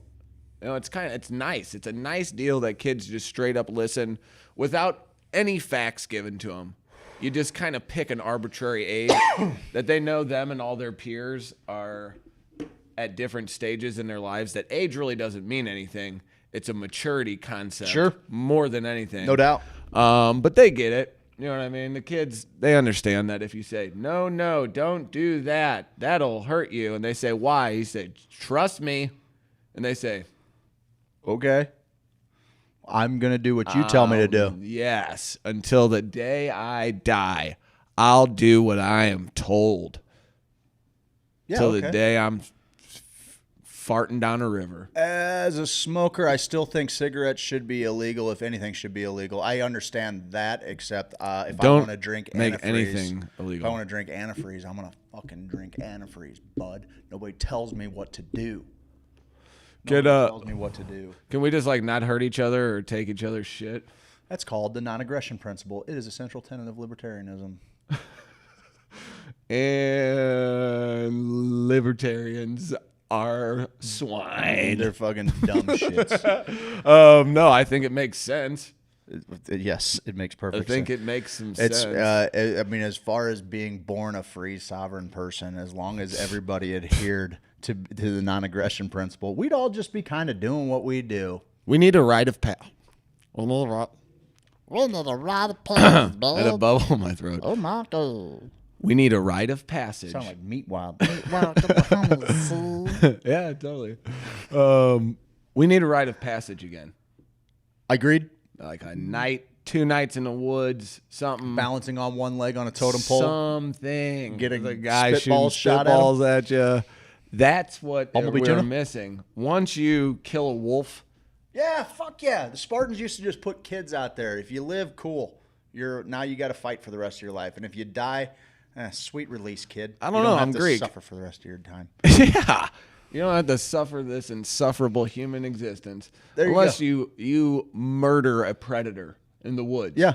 It's you thing. versus the predator. And maybe, I don't know, what do you consider a predator? If a kid comes back, he's got like a fox. You can't kill a come fox, on, bud. kid. Come on. Get out there. But if you're, 11, 12, a fox is angry. No, an ornery fox. At 12 years old, I think I had a better chance of wrangling and fucking a fox up than I do now. That's true. But what about a bobcat? Where are we drawing the line is what I'm saying on the bobcat predator. would be a fucking bear. I had a buddy. No, a bobcat would be a bobcat. Yeah, that's true. A That's bear. true. That's kind of weird. Turn afraid. I got a buddy. We were camping down. I told you recently about, not recently, we've talked about it many times, floating on the Elk River down in Knoll, Missouri. We were just talking about it, though. And it's kind of like a spring break. Like, it's a fucking party down there. Even more so than Hoosier, it feels like. No. Nope. Hoosier's the King River. Champions of partying. Well, this is kind of the same deal. The champions of partying. And a buddy of mine, hammered drunk, in his tent, at the end of hammered. He's got a little rustling outside of his tent, pawing at his tent, like he can kind of, feel it, like it's the tent is pushing in on him. And this fucking bobcat starts growling, dude. What? This bobcat. They're elusive. This bobcat starts growling, and he's pushing on the tent, and my buddy comes out of a sleep hearing a bobcat fucking, How do you know it's a bobcat? It's got a pretty distinct bobcat sound. Let's see if I can get on somewhere. Pull it out here. I don't doubt that it has a distinct sound. I'm just saying, how did this fella know? I don't know that he knew it was a bobcat, but he knew it was something that was hostile. Okay, that's fair enough. Fair enough. He's got And I don't even know like what year this dude lives in, but he's got like a glass lantern. And is he haunting railroads later? Yes. Weirdly enough, like he's got like this coat that like hides his whole head, and he just walks around headless with a lantern. Smashes this cat in the head with a glass lantern. Glass explodes all over his tent. This is happening at like 3:34 in the morning. Through the tent? Yeah, smash it. So the glass is all on the inside of the tent, you big dummy. And it was like a he probably thought it was a bear. Like a kerosene fucking. So it lit. Well, it wasn't lit. It oh wasn't my lit, god! But he's got fuel and gas all over the inside of his tent now. This bobcat's like, this guy's a fucking maniac. I'm gonna get out of here. He's gonna cut himself and set himself on fire. No thanks. I'll start breeding fighting roosters. I think cockfighting is illegal, Dennison. So just maybe allegedly, put allegedly in front of that. I'll start breeding fighting roosters, and He's we kidding. can tie razor blades to its leg and tape a joint to the back of its head and matches on his back. And you have to smoke the joint within 10 minutes of being in a 10 by 10 enclosure. Oh, he's not cockfighting. He's saying we got to get the joint off of the bird with spurs. Okay, that's fair. I'm not razor blades. I'm not into them. Oh, have you ever seen like the spurs that? Dude, I watched the whole thing on cockfighting. I couldn't believe the movie. I was like, "You're kidding!" It was a movie that featured cockfighting, except the movie was in 1973. PETA wasn't around. The things they did to animals in this movie were real. They couldn't get away with it today. They had legit cockfighting. Oof. It was messed up. Yeah, dude. But I mean, I could see where people are like, yeah. Dude, it's like Happy Gilmore. It's our Billy Madison. I'll bet on pickles on a window. I'll bet on anything. Yeah. You let me see enough of it. There's action to be had on it. Like I get it. I understand it. That's just hard to watch. Yeah, but if you're eating chicken, is it? I can't imagine that's good for your meat, dude. You're bleeding out organs and everything all over. Just eat it. I'm not saying it's the tastiest chicken in town. I'm saying make something out of yourself after you watch this thing happen. Don't live with that guilt. I think, you dip them in some rotisserie, those bad boys afterward. It'd be all right. And I think it's a warrior's death for the cock. I think they want to go out that way. Oh, you think so? I would. Yeah. Yeah, I mean, it's not like they get to retire. Listen, if I'm 80, they don't get to retire in some mansion coupe. Let me and every 80-year-old in the building fight to the death. Let us go out champions. I'm gonna be pooping my pants by then anyway. I probably won't have any memories. No guns. I think bare hands is probably the best way to really, really murder someone. Yeah, I just think you got to take into consideration here. You're in your 80s. Your hands are probably arthritic. I know, probably arthritic. There's a good chance keep your shit together. You get a good punch in. Probably shatters your hand in a million pieces. That's fine. That's why it's going to be a hard thing. Whereas you could really You could all pretty much make pretty quick work of one another with clubs. Or you put no knives. Put us on an island. No blades. No guns. Just blunt objects. Okay. Bats. I could do souvenir bats. That's what it should be. A bunch of old dotards with souvenir bats. Those little ones? Yeah, just like little tire beaters, right? Those are, yeah. And then that's tough. I don't know if they got enough strength. I think maybe a sniper bat. Buddy, I'm gonna knock some old guy's head off when I'm 80 with a tire knocker. Have you ever seen old people fight? It's the worst thing ever. It's the most. It's heartbreaking. Yeah, they're falling. That's what I'm saying. Like you can't do this by hand. It's gonna take forever. Give you something heavy to hit somebody in the head with. Well, I just you fall over and imagine you're like, oh, and then you're just like, no, choke. Now he's dead, and it's a slow process. So maybe you guys fall asleep and then wake back up. Oh, okay, I got to finish killing Larry. Remember that whenever, Hulk would, the ref would pick up their arms, they go like this, they lift it up. One of the greatest scenes in all of a sudden it's WrestleMania history. I watched WrestleMania history knowing what was going to happen. Damn right, boy. When Hulk fought the Andre the Giant, Hulk was the only guy. The Andre the Giant. This is on his documentary. He was undefeated at the time. No one. They just took him from city to city to just He's a freak show. Yeah. And the best people would do, Andre the Giant, is they would fight him almost to the end. And then Andre the Giant. So then it was a win-win. Andre the Giant was still undefeated. And the guy that they wanted to say, hey, everybody take a look at this guy. He almost beat Andre. He almost beat him because a lot of the fights, Andre the Giant would come in, smash a guy. You know, and Andre the Giant ran shit. Like behind the scenes. He was the biggest draw at the freaking time. Sure. He was pounding beers in the back. Hundreds of them. So a day, Andre the Giant's getting sicker and that thing. Andre the Giant's getting sick. He's not going to be able to wrestle very much longer. I mean, they had crazy careers where they traveled because it was different wrestling leagues around the country. So the Hulk is the new Hulk Hogan is the new up and coming guy. And they're trying to look to pass the torch to him, maybe. So Andre the Giant is supposed to talk to Hulk Hogan about what's going on. Hulk Hogan says, yeah, man, what do you... Because you don't really bother Andre the Giant.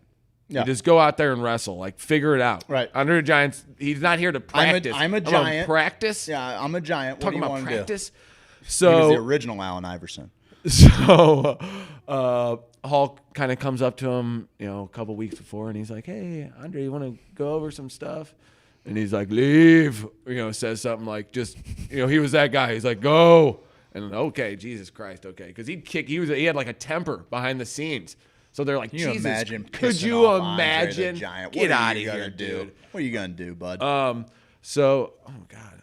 What am I? Sorry. When your wig hairs went in your ear?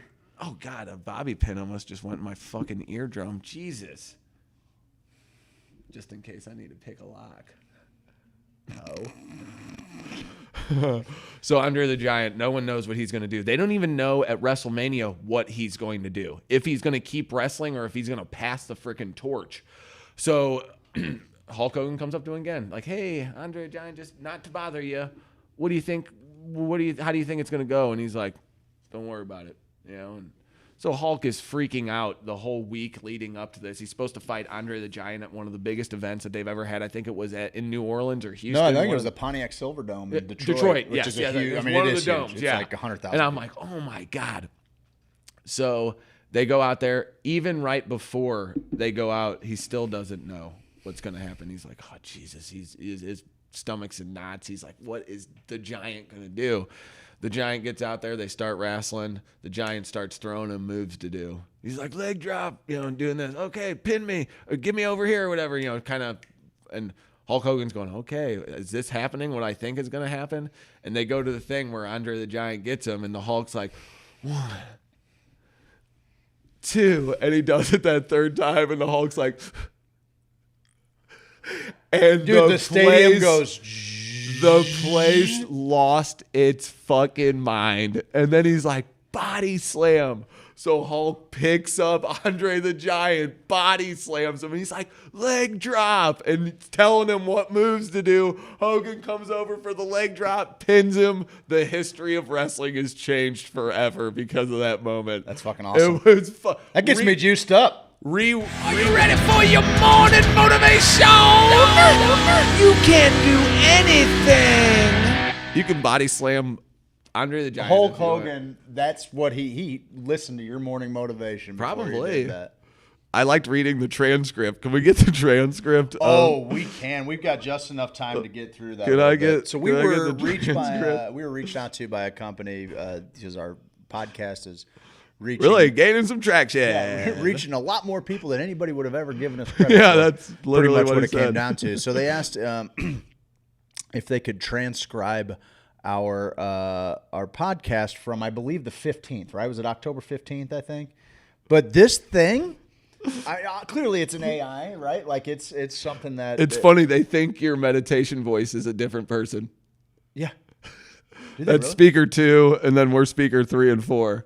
Oh, that's hilarious. Yeah, that's hilarious. I know. That's good. You're good. good. Good for me. So they send us a transcription of our entire 3-hour and whatever 14-minute show or 2-hour and 57-minute show, whatever it was. Steve, What does our transcription read? Speaker 3, 6 minutes, 5 seconds in. It gives you the speaker and the time. Good morning, Steve. Then I say, good morning. Is this the part where I'm supposed to fire people up? Yeah, it is. This is where you get fired up for the day. Craig. Steve says, well then, if you're taking advice from me, you've got beeping problems. It's F fucking problems, but they put asterisks. Do they bleep out all of the cuss words? Yes. Oh, that is great. Because I woke up eating shit with the shit kind of abbreviated with asterisks. You did a Y straight like you're like that. Oh, what? What is it all for? What is it all for? What does it all mean, Basil? That's all I woke up to this morning. Fuck, I'm motivated. Are you? That's what you said after that, dude. The transcripts are hilarious. I just assume they'll be reading them in a court of law one day. No doubt. And when they have to bring those in there, good luck. I heard that. Good luck with that. I heard that. If there's any lawyers listening, good luck with that. Good luck with it. Or if they're on our team, good luck with that. Good luck? luck. Good luck with that. If you're against us, good luck with that. That ought to help you swipe. If you're with us, good luck. You're against us, yeah. Good luck. It's all about how you. Bobcat sounds like that. Let me kind of guess real quick because I kind of heard it already. Cow. They say that it's similar to a Canadian lynx. Well, duh, they're the same thing. They're the Pretty much. Dare you, sir? How dare you? You know what a bobcat does? Values freedom.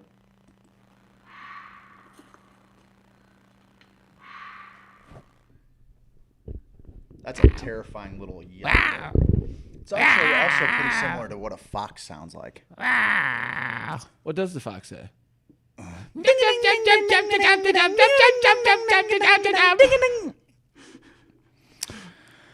to hear the most annoying sound in the world? We just did it. Yeah, we could do that for the rest of the show, bud. We just did it. What time is it? It's 10 till 10. Oh, we still have Kenny 10 Zim minutes. Zims. What's up, buddy? We got to meet our guys. buddy I want to last remind you, this is the last show ever on Facebook. If you want to follow along on completely better platforms, you should check out Twitch and Periscope and potentially YouTube.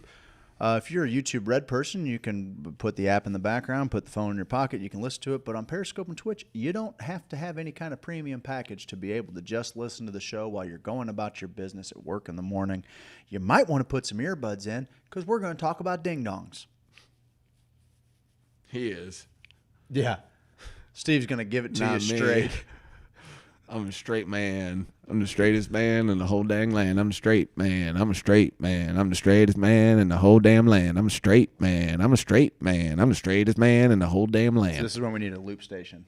That's exactly what I was. I'm a human metronome and loop station. Well, I think there's probably a collaboration between Straight Man and Metronome that probably it'll break the internet in 2021 if we can get them in the studio together. What breaks the internet breaks my heart. Thunder only happens when it's raining. Did you see that guy on the skateboard? Shoot me in the head. I actually appreciated his video. His video was real. Yeah, that was great. Well, the guy that got his car broke down. Best thing ever. And now that this is what it's devolved into. I love dreams. If they fucking ruin dreams for me, Steve, that is my jam. I love me some Fleetwood Mac. The bass line on Dreams is disgusting. I love it. Well, that's the chain. But yeah. I love Dreams though. Thank you. Yeah. Dude. Is that was the song he was?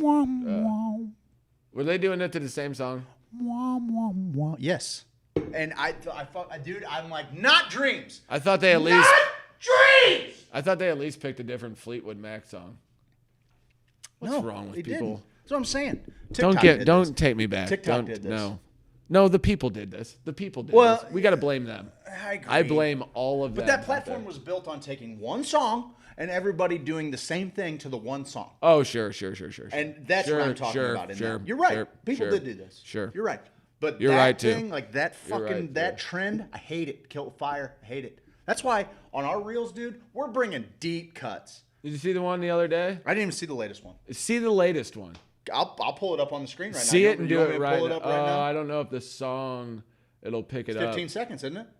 Yeah, and it's warped as hell. Hey, and it's it's the end of- warped. It's the end of the show, too. It's the end of the show as we know it. It's the end of the show as we know it. And I feel fine.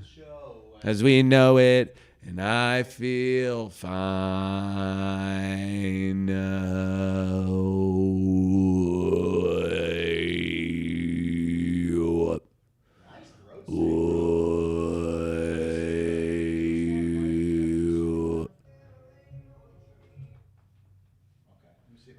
Diamond? I got Diamond, one of Diamond's deep cuts on there. This is a song that's going to fire you up.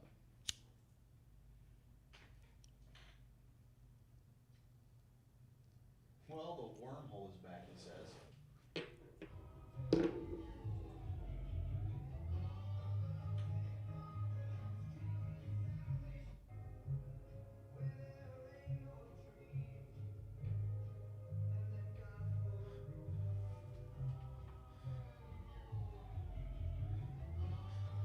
That's so awesome. That's killer. I forgot all about that song. It was on the Rod Stewart playlist. That's Rod Stewart playlist, dude. You know, that was a nice pull the other day. We were talking about, what was the song? War on Drugs. It was the War on Drugs. Mike was talking about how Suffering how or much he had. It was Believing? It was Bleeding? Suffering. Okay. Yeah, and no, it wasn't Suffering. It was Bleeding. Bleeding. I think Bleeding. was the track on there. That was back on that track. But Mike came in. He was the only one to do his He's the homework. only one that did. And that's who Mike is. He's like, okay, you guys said we're doing this. This is the thing we're doing. I guess we're doing it. And then nobody else didn't comes do it. prepared. We didn't do it. But we started playing that. We're like, well, what song did Burning? What Burning. song does that remind us of? And we went through a couple of them. We went through. Yeah, and they all we went through Born the Boss. to Run. Yeah. Was it Born to Run or no? It was. What's the? Was it?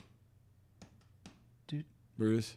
I can't remember. Born in the USA. I don't think it was Born in the USA. Anyway, a lot of there Born was, There songs. was that. There we Jason talked about Bourne. Dire Straits. It did sound like that too. And then all of a sudden you were like, no, dude. He's like, you're like, come on, young something. Yeah. And you got that Young Turks out, bud. And I don't know that I've listened to the Young Turks in just a hot minute. And I love. Hey, look. I don't know if that's the name of the album or is that the name of No, Rod that was Stewart's his band? band. Was Yeah. it? Okay. And you know. Yeah, it's good. It's just He's got some it's cuts, a song that was a big smash hit. I've heard it a million times, but like it still eluded me at the time. And then as soon as you got that beat, I'm like, oh.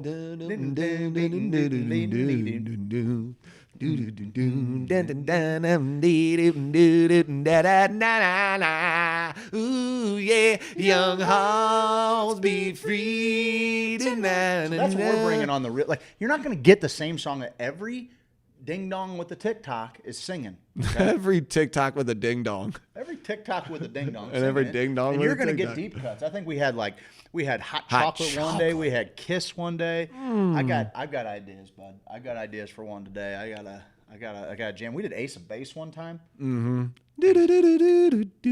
Oh yeah, because you were trying. Well, it was on this show. You were like, "Hey, what was the third one? What was the third one? That it was All That She Wants." The Sign. And then Don't Turn Around was Don't turn around. I don't want to be. But the best part is I just put that one on, and Steve actually knew like the words to all of it. All of it. So like the video turns out terrific. Guys, it's Friday. Happy Friday. Steve, we are winding this thing down. We're going to just go I got another 2 hours in me, bro.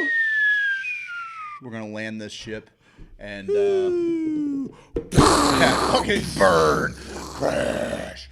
Burn. Yeah. If you're watching this on Facebook, yep, this is you ever seen one of these? You ever seen one of those before, bud? Get off of How about Facebook. Two of them? Double, going four to of them. Twitch, you going to YouTube, you going to Periscope? Huh? You ever seen one, bud? Try and get in the middle there. That's the Illuminati. You ever seen that, bud? Next week, Twitch, YouTube, Periscope. That's what's up. Do we still do the Monday night show here? Huh? I guess. I don't No, I think we say F you, Facebook. And we F just you right in your delete fat, 'em. stupid face. Because I'm off Facebook. Deleted. Are you off? Did you suspend your account? Deactivated it. Oh, God love you. That's just, it was sucking up too much of my time. That's fair. It was sucking Hey, you know up what? too I'll much tell of you my what. time. I woke up this morning, did not check my phone. Got up, walked around a little bit. Did drink water. Shit myself. 2.5 hours late to work. Yeah, it was a great fucking. It was a big day for you, bud. Work. Really got a good routine going without your phone. Yeah, I know it was. It was like I feel mentally more stable though. I appreciate that. Which is good. There was a plug-in. You know, we downloaded a plug-in. Hello? I think the door is locked. Good. I think. Yeah, good. We don't want to sell anything. I just always try to thank people on the podcast listening. Oh yeah, for those listening on the podcast, we have a studio at Sweet Leaf Emporium in Festus. That's what they call in this place. So if you hear us screaming into the abyss every once in a while, it means we are in the back room. Well, I don't want to say back room, like it's some sort of naughty little closet. It's filled with Renaissance art. Okay. Yes. Look at the walls here. But we have a big studio, and we're gonna do big things here. Hopefully. Adam's got me fired up. Adam's got me fired up in a big way. I can't wait to. We actually have a meeting here in about 20 minutes. So we're gonna tell these people to get on somewhere, bud. Who? Adam's got a. We got a phone call.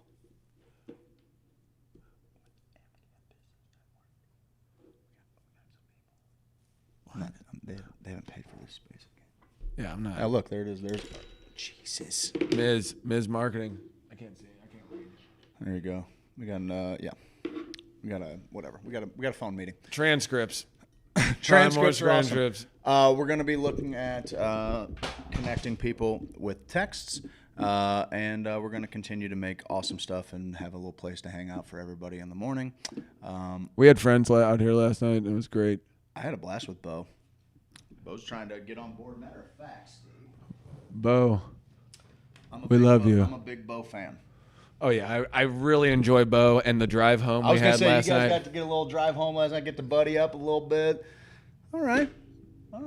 I see you working with him. He's a good dude, man. He's easy to talk to. It was a good ride. I want to go back home. to Philly with Bo. I mean, I was kind of yapping the whole time, which okay, that sounds about right. But I was asking him a lot of questions about because I'm curious of Philly. He was talking about how they drive up to New York and Boston. 100%. Like all that stuff is really close to one another. I know. It's but awesome. Pittsburgh's 7 hours. He said. Yeah, it's across the state. I'm like, wow, I didn't realize it's a totally different vibe too. I went to Pittsburgh. Totally different vibe. I love Pittsburgh. And I remember being like, hey, we should check out Philadelphia and all those, and then we looked at it on a map and we're like, what the fuck? Yeah, that's pretty. That's still Philadelphia's pretty much away. in New Jersey. Yeah, that's what he was talking about. Atlantic City. Yep. Yeah, it's ridiculous. The road. That's where we would always get in Philly, and then I would drive up to AC for the limo show. I didn't realize Atlantic City and Jersey Coast are all one in like the same little part of the. Yep.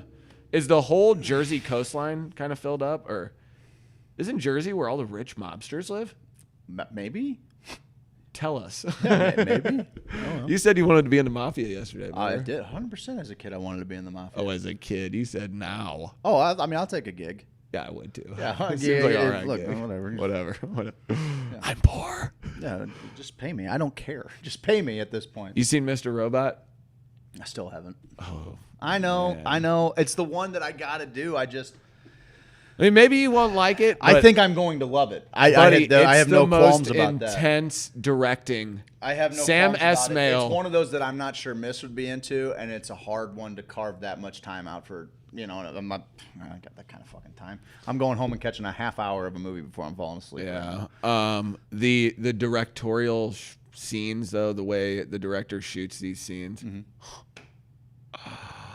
He does such an amazing job. Like last night, there was 3 people sitting around a table, and he just took the camera and 2 of them were laying on the ground. So he spun the camera 360 twice, slowly, and they each had a speaking line when the camera got to them. So all of these scenes with so few cuts, it is fantastic. Streaming pick of the week. I'm almost done with the last season.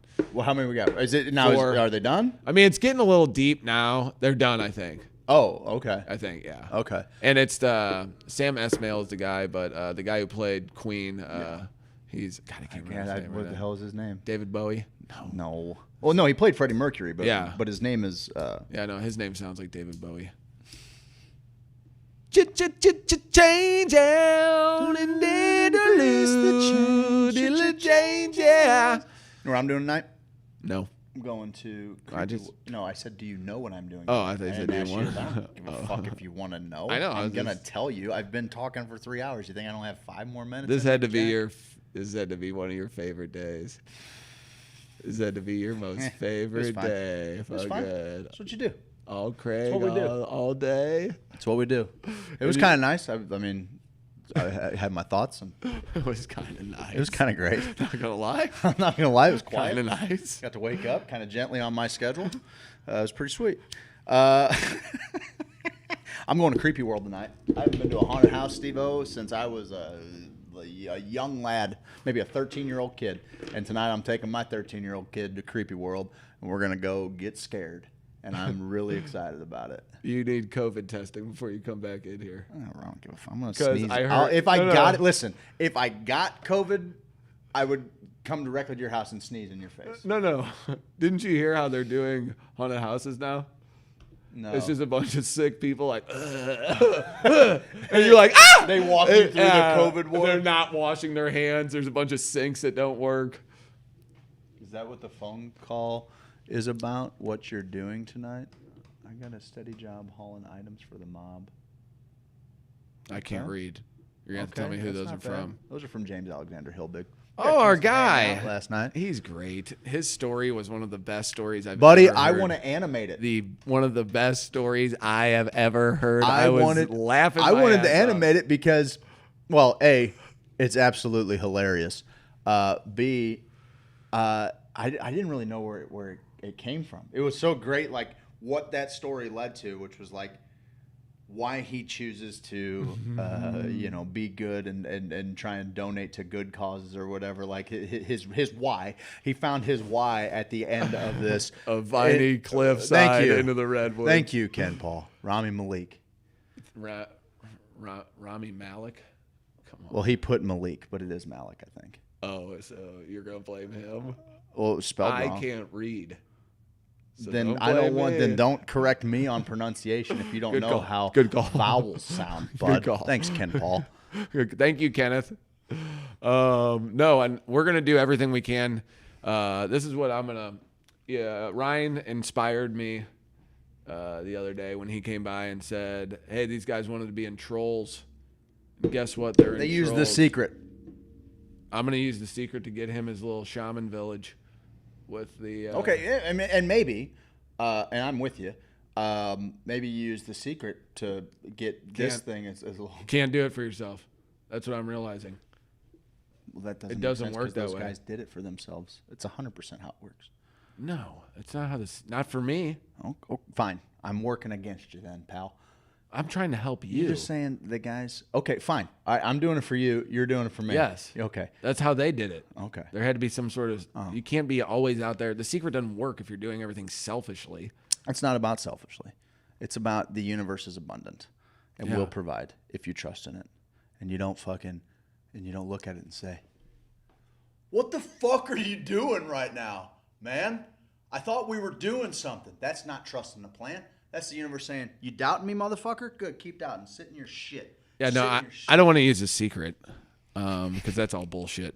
But I think we have enough people in the group, is where I was going, that I think there might be some people to help facilitate. And it's just easier for me to... Yeah, through holotropic breathing and yoga and ecstatic dance, there sure is. What? That's what we can facilitate for people. I was thinking he wants to do like a farm and a farm retreat. Oh, like a retreat getaway. Yeah. There's someone out there with some land who can help. Maybe I know a guy that wants to do something similar that we should probably introduce them. We know a guy down in Farmington Way that's been trying to do something like this little healing retreat thing on a farm. Really? On the St. Francis River. Oh. That's what I'm talking about. That would be a good little marriage. Yeah. That's what I'm talking about. If anybody knows anybody who can help somebody, that's maybe what this group becomes, especially on the Facebook If page. anybody knows anybody that can help somebody. Yeah. We ain't that. So give them to us, and we'll pass them on to the next person. Yeah, no, we can't help everybody. I would like to. But it's would just like to. physically impossible, spiritually impossible. But if we have enough people in the group that their stuff matches up, like, oh, man, I need a guy who can strike out a right-handed hitter in the 8th inning. Oh, my God, my buddy knows a left-handed relief pitcher. You know, like if we can start matching people up like that, like, oh, I have some land, but I don't have the time to do anything with it. I need a farm. And then there's another guy who's like, I don't have land. I just want a farm. I wish someone would let me farm their land and we could work out some sort of brokerage deal, because we're living in a time of fiat currency that will all be destroyed at some point, certainly, whether it's in our time or not. Maybe. I don't know. But once the petrodollar goes, and once that video gets shared on YouTube enough of that guy running his truck on water, okay, and there's biodiesel films out there. Come on, guys. Once we figure out the whole energy sitch, fucking Tesla's notebooks show up. We start pulling energy from the air. The drones, I talked about it the other day. The drones deliver all the food. The algorithms figure out how much food we all need. Bada bing, bada boom. We got energy. We got food. You figured it out. A little shelter. How'd you do it's that? simple. How did you do that? It's probably the wigs. It's simple, but it ain't easy. Yeah. Who said that? Sylvester Stallone? He said, nothing is over. Just give me something to drink. It ain't over. It's simple, but it ain't easy. That's what he said. No, I think I was just focusing too much on like, oh man, how much is this working, the morning show? Not me. And that, okay, I get it, you're better. But I just want to keep hammering home. That was not me at all. That was Steve's doubt, not me. And no one's speaking for you, okay, bud? That's right. All right. Steve's thoughts are his own. My thoughts are my own. I hear what you're saying. I think. Maybe they're implanted. Maybe they flew a. Who knows? Who knows at this I'm point? freaked out, man. You know, we talk about how we would never let anybody implant anything in us. But You did? I'm just not so sure I would. I think you said you would. Yeah. I think you said, yeah, put the fucking thing in me. put the thing in But I'm me. saying, I think a lot of people are like, they're adverse to that, but I'm not even sure that they couldn't just do it if they wanted to. They could fly like a little miniature drone into your ear. Like, you're No fucked. doubt. You're fucked. They have little ant drones. Little ant drones. Crawl You right seen in. Ant-Man? They're urethral ant drones. They're pyrethrin ant drones. Look that up. Not bad, bud. No, it's a flower that kills other bugs, I think so. Carnivorous flower? Yeah, I thought it was. So those are the ants that crawl inside of women. Oh, hi-yo. All right, guys, we did another 3 hours in the books. Woo! We sure did. Thanks for your hard work today, bud. Thank you to Adam McChesney for being the first guest on the morning show, I think. Anybody else ever come in here in the mornings? No, most people came afterwards. Derived from chrysanthemum. Well, aren't you guys a bunch of fucking smarty pants? Mm-hmm. Adam McChesney's doing some pretty cool stuff. And I think that working with him is going to be an absolute blast. I urge small businesses trying to figure out this social media thing to reach out to him and to reach out to us to see how maybe we can make some content for you. He can help you big time. I don't know if you got to tune in. I know you were pooping, but he was talking about like the value that we can create together as a team with us creating content. Well, we're gonna have a little conversation after the show, bud. We've talked about it. Nothing we didn't know. Have a great day yourself, Kimberly Mahoney. This is the last day for Facebook. Make sure to tune in on Tuesday on Periscope and everything else. I don't know. We have a nice little thing going on Monday nights on Facebook. I don't know. Maybe we cut it all out. Tune in on Periscope, YouTube, and Twitch. To hell with Facebook and their streaming platform. It's awful. It's like the samurai sword, you know? You've killed so many people with it. It's a tool of destruction. Sure. But you want to put it away because that tool kills, murders, but that tool also keeps your family safe. How do you justify... Yeah, you know, I understand. That's where I'm at. That's where I'm at. Like, do we get rid of all of it? I wouldn't get rid of the group, right? Like, can't do that. Oh, no, I wouldn't get rid of the group. No. The group can do whatever the fuck They can do whatever they want to do. Do whatever they're Look, adults. we're trying to 3,500 adults. make commercials, but we're trying to make commercials in a new way for your small businesses, for your friends' small businesses, your family small businesses. Maybe they've looked how much a commercial costs on the radio or on the TV, and they have no idea that they can get a piece of custom content shot for a fraction of the price that is going to be engaged with by more people on social media. That's what Adam's going to help us do for you, and what we're going to help him do for others. With his video, he closed 4 freaking deals. I heard that from our commercial. And it gets 25 views from our page. That's what I'm saying. It's not for lack of. 8 people saw it from our page. He shares it on that. his page. People were River literally City Sewers on board. Listen, shitting their pants. I know they were shitting. Someone said, "I just had a good shit," and they're lighting themselves on fire. They said it was the funniest thing they had ever seen in their life. I saw other media companies, bud, comment, "Holy shit, we have to step our game up." So I hit him with a good luck from. Yeah, Morgan I don't know if Freeman. he was being. I was in a mood the other day when I read that, and I was like, "What the fuck?" Yeah, I thought he was being facetious. Like, oh, yes, I'm gonna have to step it up. Oh no, yeah, he meant it. Well, good. Okay. Good, because this is blood sport, Craig, pal. I'm a little mad. This is blood sport, pal. Mad too? Was the universe not abundant? Yeah. Was the universe not well, here's the abundant? deal. I The woke up universe smiling. wasn't I woke up smiling, and then I was ready for my motivation, and my buddy goes, Your "Your life isn't worth living." I was pooping. I actually felt great this morning. And I got to see Ivan and Oliver. Kim Mahoney. Beautiful faces this morning. And Let's do. If that's gonna continue going. Craig forward, I'm hates gonna have that. to kill your Craig fucking kids hates off, that. bud. I don't know what to tell Craig you. hates when I do that. I don't care. We got same diff. Yeah, I don't really care. The opposite of love's indifference. I listened to that the other day. Bam. Listen to a little. Loomies. It's the best band ever made. They're good. I like them. I'd like to see they're them live. They're probably my favorite band, honestly. Yeah, right on. I mean, they have 3 albums. I would love and to every see, song is the like, best. give me a festival with the Lumineers, the Avett Brothers, Jack Johnson. Ooh, that wouldn't be bad. Yeah, maybe I'll just stay in. I'll that. die afterwards. I'll die just afterwards. Mostly, acoustic guitars. Give me Kimberly those Mahoney, 3. I'm talking to you before you're while you're done laughing or while you're laughing. River City Sewer, reach out to us. We want to shoot a commercial for you. Is that River City Sewer? All right, River City Sewer. We're going to shoot a commercial for you. I promise you that we have content for you that is within your budget. Every small business in I town. think she was supporting the bike ride and all She that. was great, dude. She donated a bunch towards the Ryan O'Reilly stick at the Aubrey Matthews fundraiser. great. She's awesome, and we will happily try and find a partnership with River City Sewer. You gotta listen. Fix your sewers, people.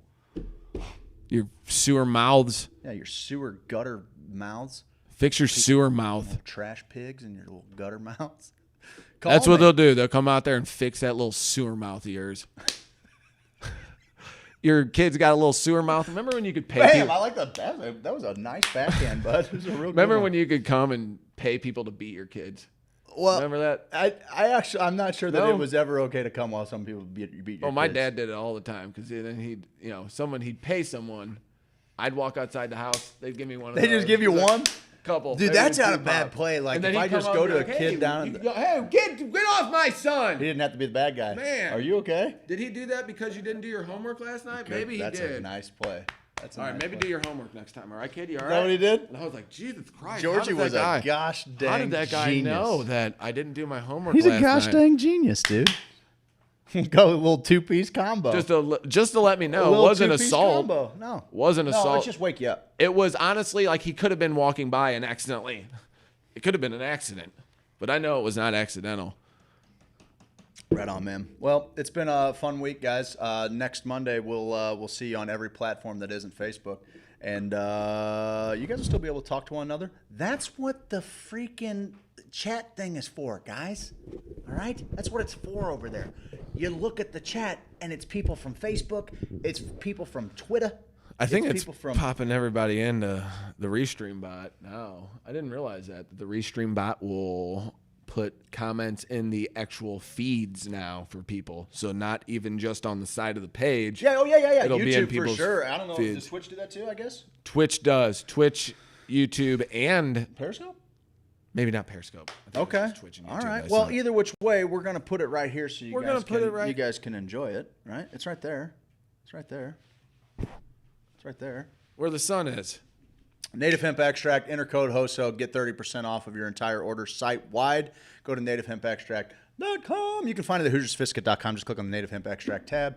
Kind pens are kind of cool. Adam Bundren, he sells property.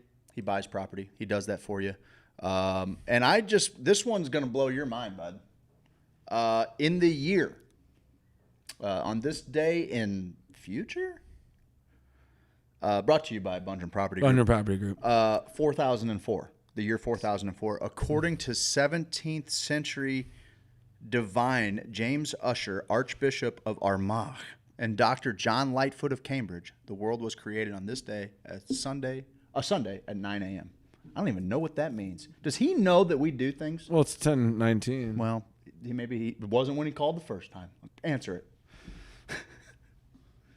Jason, you're our sponsor, and you're live on the internet right now. For real this time. For real this time. Hi, Steve. How are you today? I'm good, Jason. How are you, buddy?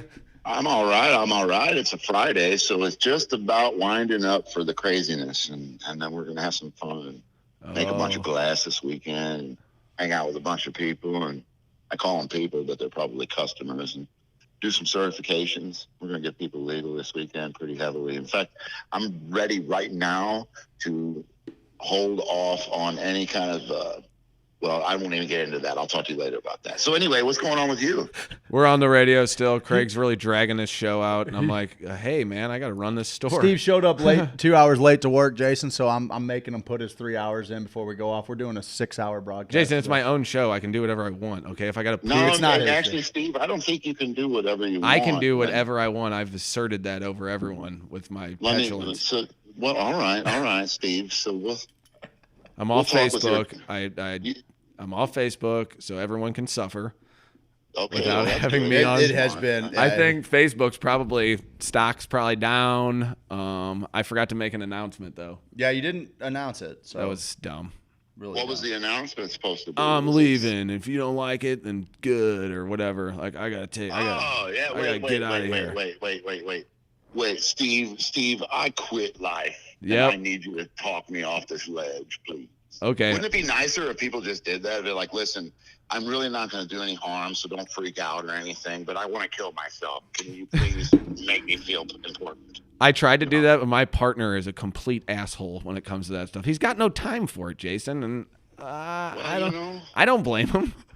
Part of me doesn't blame him. Some people don't. That's just the way it goes. I just need a soft, warm place to land every once in a while. I'm here. I got you somewhere to land. Listen here, Jason. Thanks, Jason. I got a party hat on and a noisemaker. I'm here. You guys want to have a pity party? I do it. I got a day of it in me. I got what you do? 2 days of it in me. Well, I'm in. Let's do it. Let me tell you. We're a party. We're having a pity party. That's the next Hoosier Sophisticate party.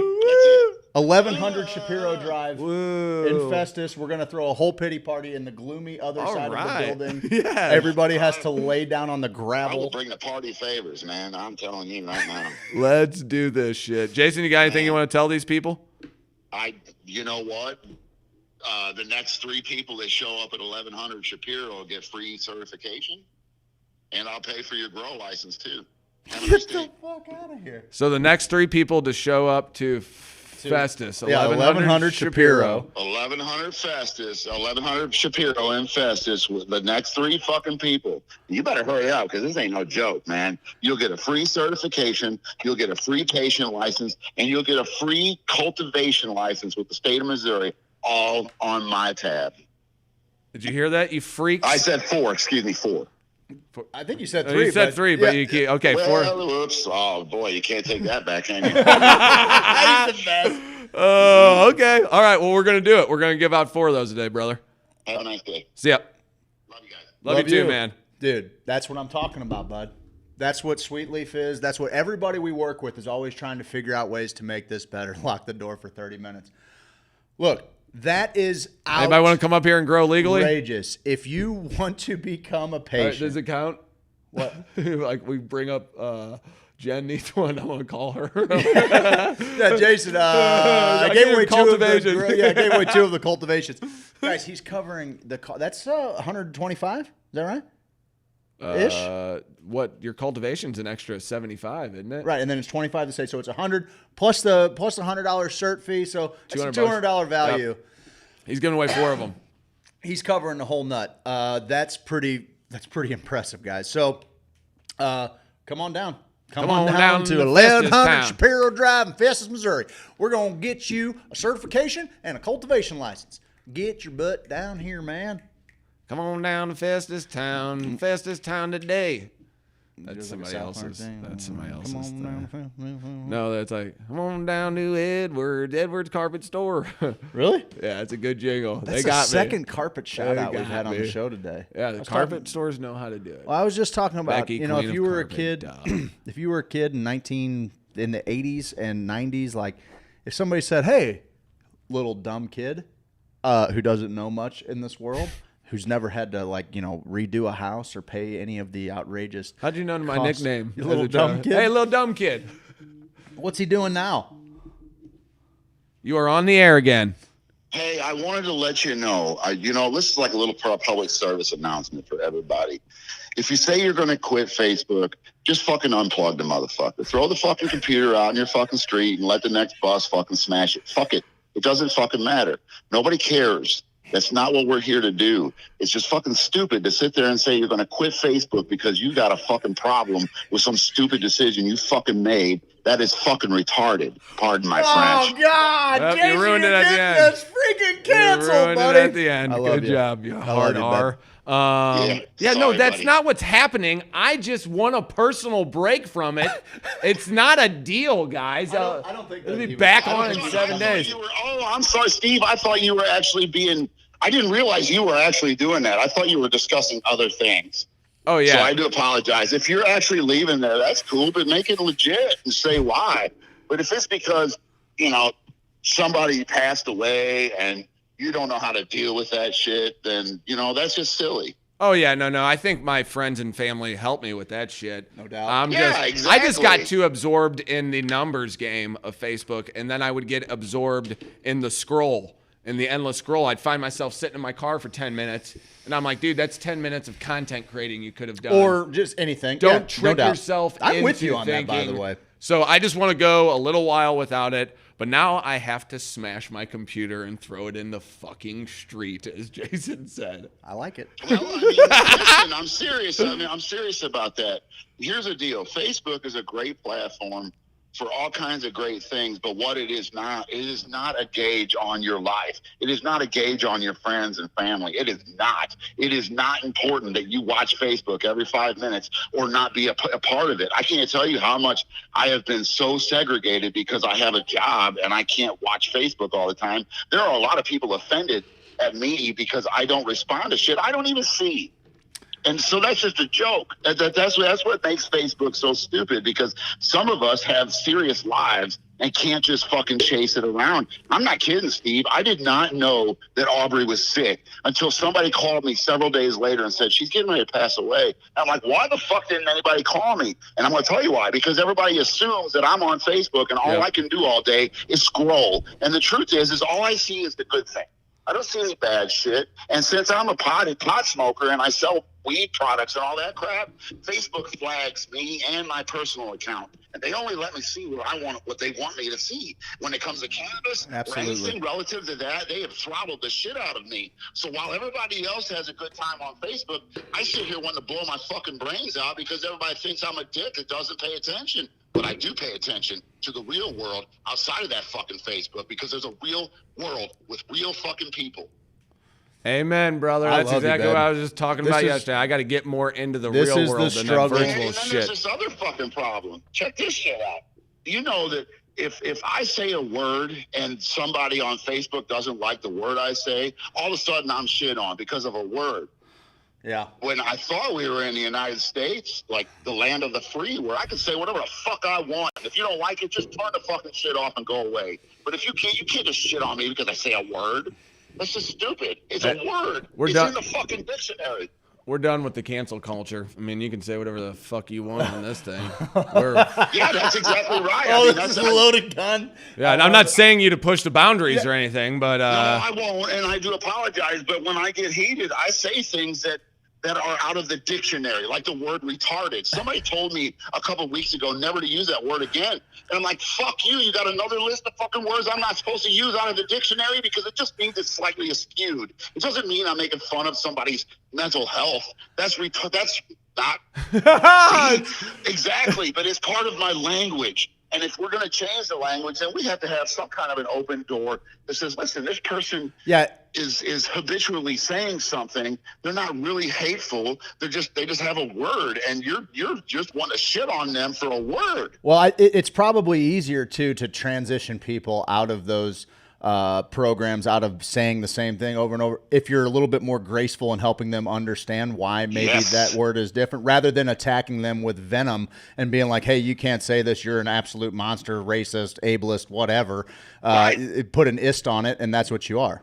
That's right, because these words do mean something, and they do have value to them. So what you're saying is just because you don't know how to do timing on an old engine, you don't understand what the word retard means. Then all of a sudden the rest of us have to fucking dumb down to you because you don't understand what it really fucking means. it's a big first call. I was actually, I used to say the F word, the FAG word in high school like a maniac. Yeah. Exactly. And I've just chosen to not use that. And I think I've chosen to not use the R word too, just out of, I think it's easy to maybe not use it. You know what I mean? Oh, we got people beating down the door. Good deal. Well, you got the biggest heart in the world, but you're an old man too. So, I mean, let's get real. No, it's not that. It's just that I'm in training on removing these words. But in the process, I feel like I'm in prison for something I didn't do wrong. Yeah. And I get shit on for things I don't understand. I don't use words in hatefulness. I don't. And, it's just like using God's name in vain. Now, you have any idea how many people say you can't use God's name in vain? You're going to go to hell. And I'm like, do you just realize you just used God's name in vain? And when I say, God damn it, you shit on me. So I don't understand that. That doesn't make sense because the word God damn it doesn't really, it's just part of our English language. It's slang, it's bullshit. But when we use it in that term, just telling somebody they're going to hell for their actions, that's what using God's name in vain really means, and nobody gets that shit. Now, I'm not trying to get religious here, but I'm trying to make it very clear that the masses are fucking stupid. Jason segment. You got to start calling every day, Jason. Every day. No, I think, I don't know. There's a customer here. You want to take care of him?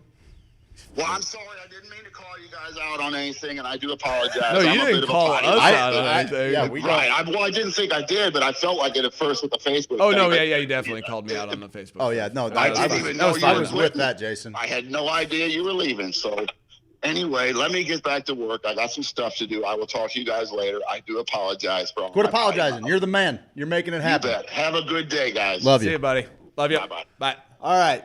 Guys, we really got to shut this thing down. I had a blast. It was a tough week. Facebook sucks. Next week, we're not on Facebook. That's the deal. Periscope, YouTube, help me out, Twitch. And I hope that's where you'll choose to Twitter. join in. We still have I want him on my side during a fight. That's the point. I talked about this earlier with our sponsors. These are the dudes I'm riding into battle with. He's done pulling punches, too. None of us are perfect, but all of us are trying to accomplish some good in this world. And that's all I can ask for. It's all we can ask for. This right here, this thing it's the thing that holds together. It's the thing that connects the real in-person events that we do. That's when we get to stand at the end of a party or a get together and everybody is just cuddled up, loving one another. Go take care of that customer. I'll tell these people all about it, Steve-O. I love you. Thanks for making it today. I appreciate it. Steve loves you guys. This is what we do. This show facilitates the in-between space, the ether in between the important moments, the moments where we get to hold each other as friends, where we get to participate in acts of good as a family. That's what Hoosier Sophisticate is, and this show just connects those moments. It connects the dots. That's all it is. That's all there is to it. Guys, I love you. We love you. Thank you for sticking with us. Please download Periscope or Twitch. Tell us what's your favorite. Tell us which one you like to go. You can go to YouTube as well if you're a YouTube Red. All three of those options will allow you to put the phone in your back pocket, keep the earbuds in, do a little bit of work at home. We went long today. My apologies for that. Had some fun, learned about psychedelics. Adam McChesney from Mizz Marketing. Came in. We're trying to give you guys some value. If you got a small business, if you know someone with a small business, we're going to try and do some really big things and give them an alternative to their advertising options now at a price that everyone can afford and makes everybody happy. We cut out a lot of middlemen. Guys, we love you. Have a wonderful weekend, and we will see you guys Monday night on Periscope, Twitch, and YouTube. Go up.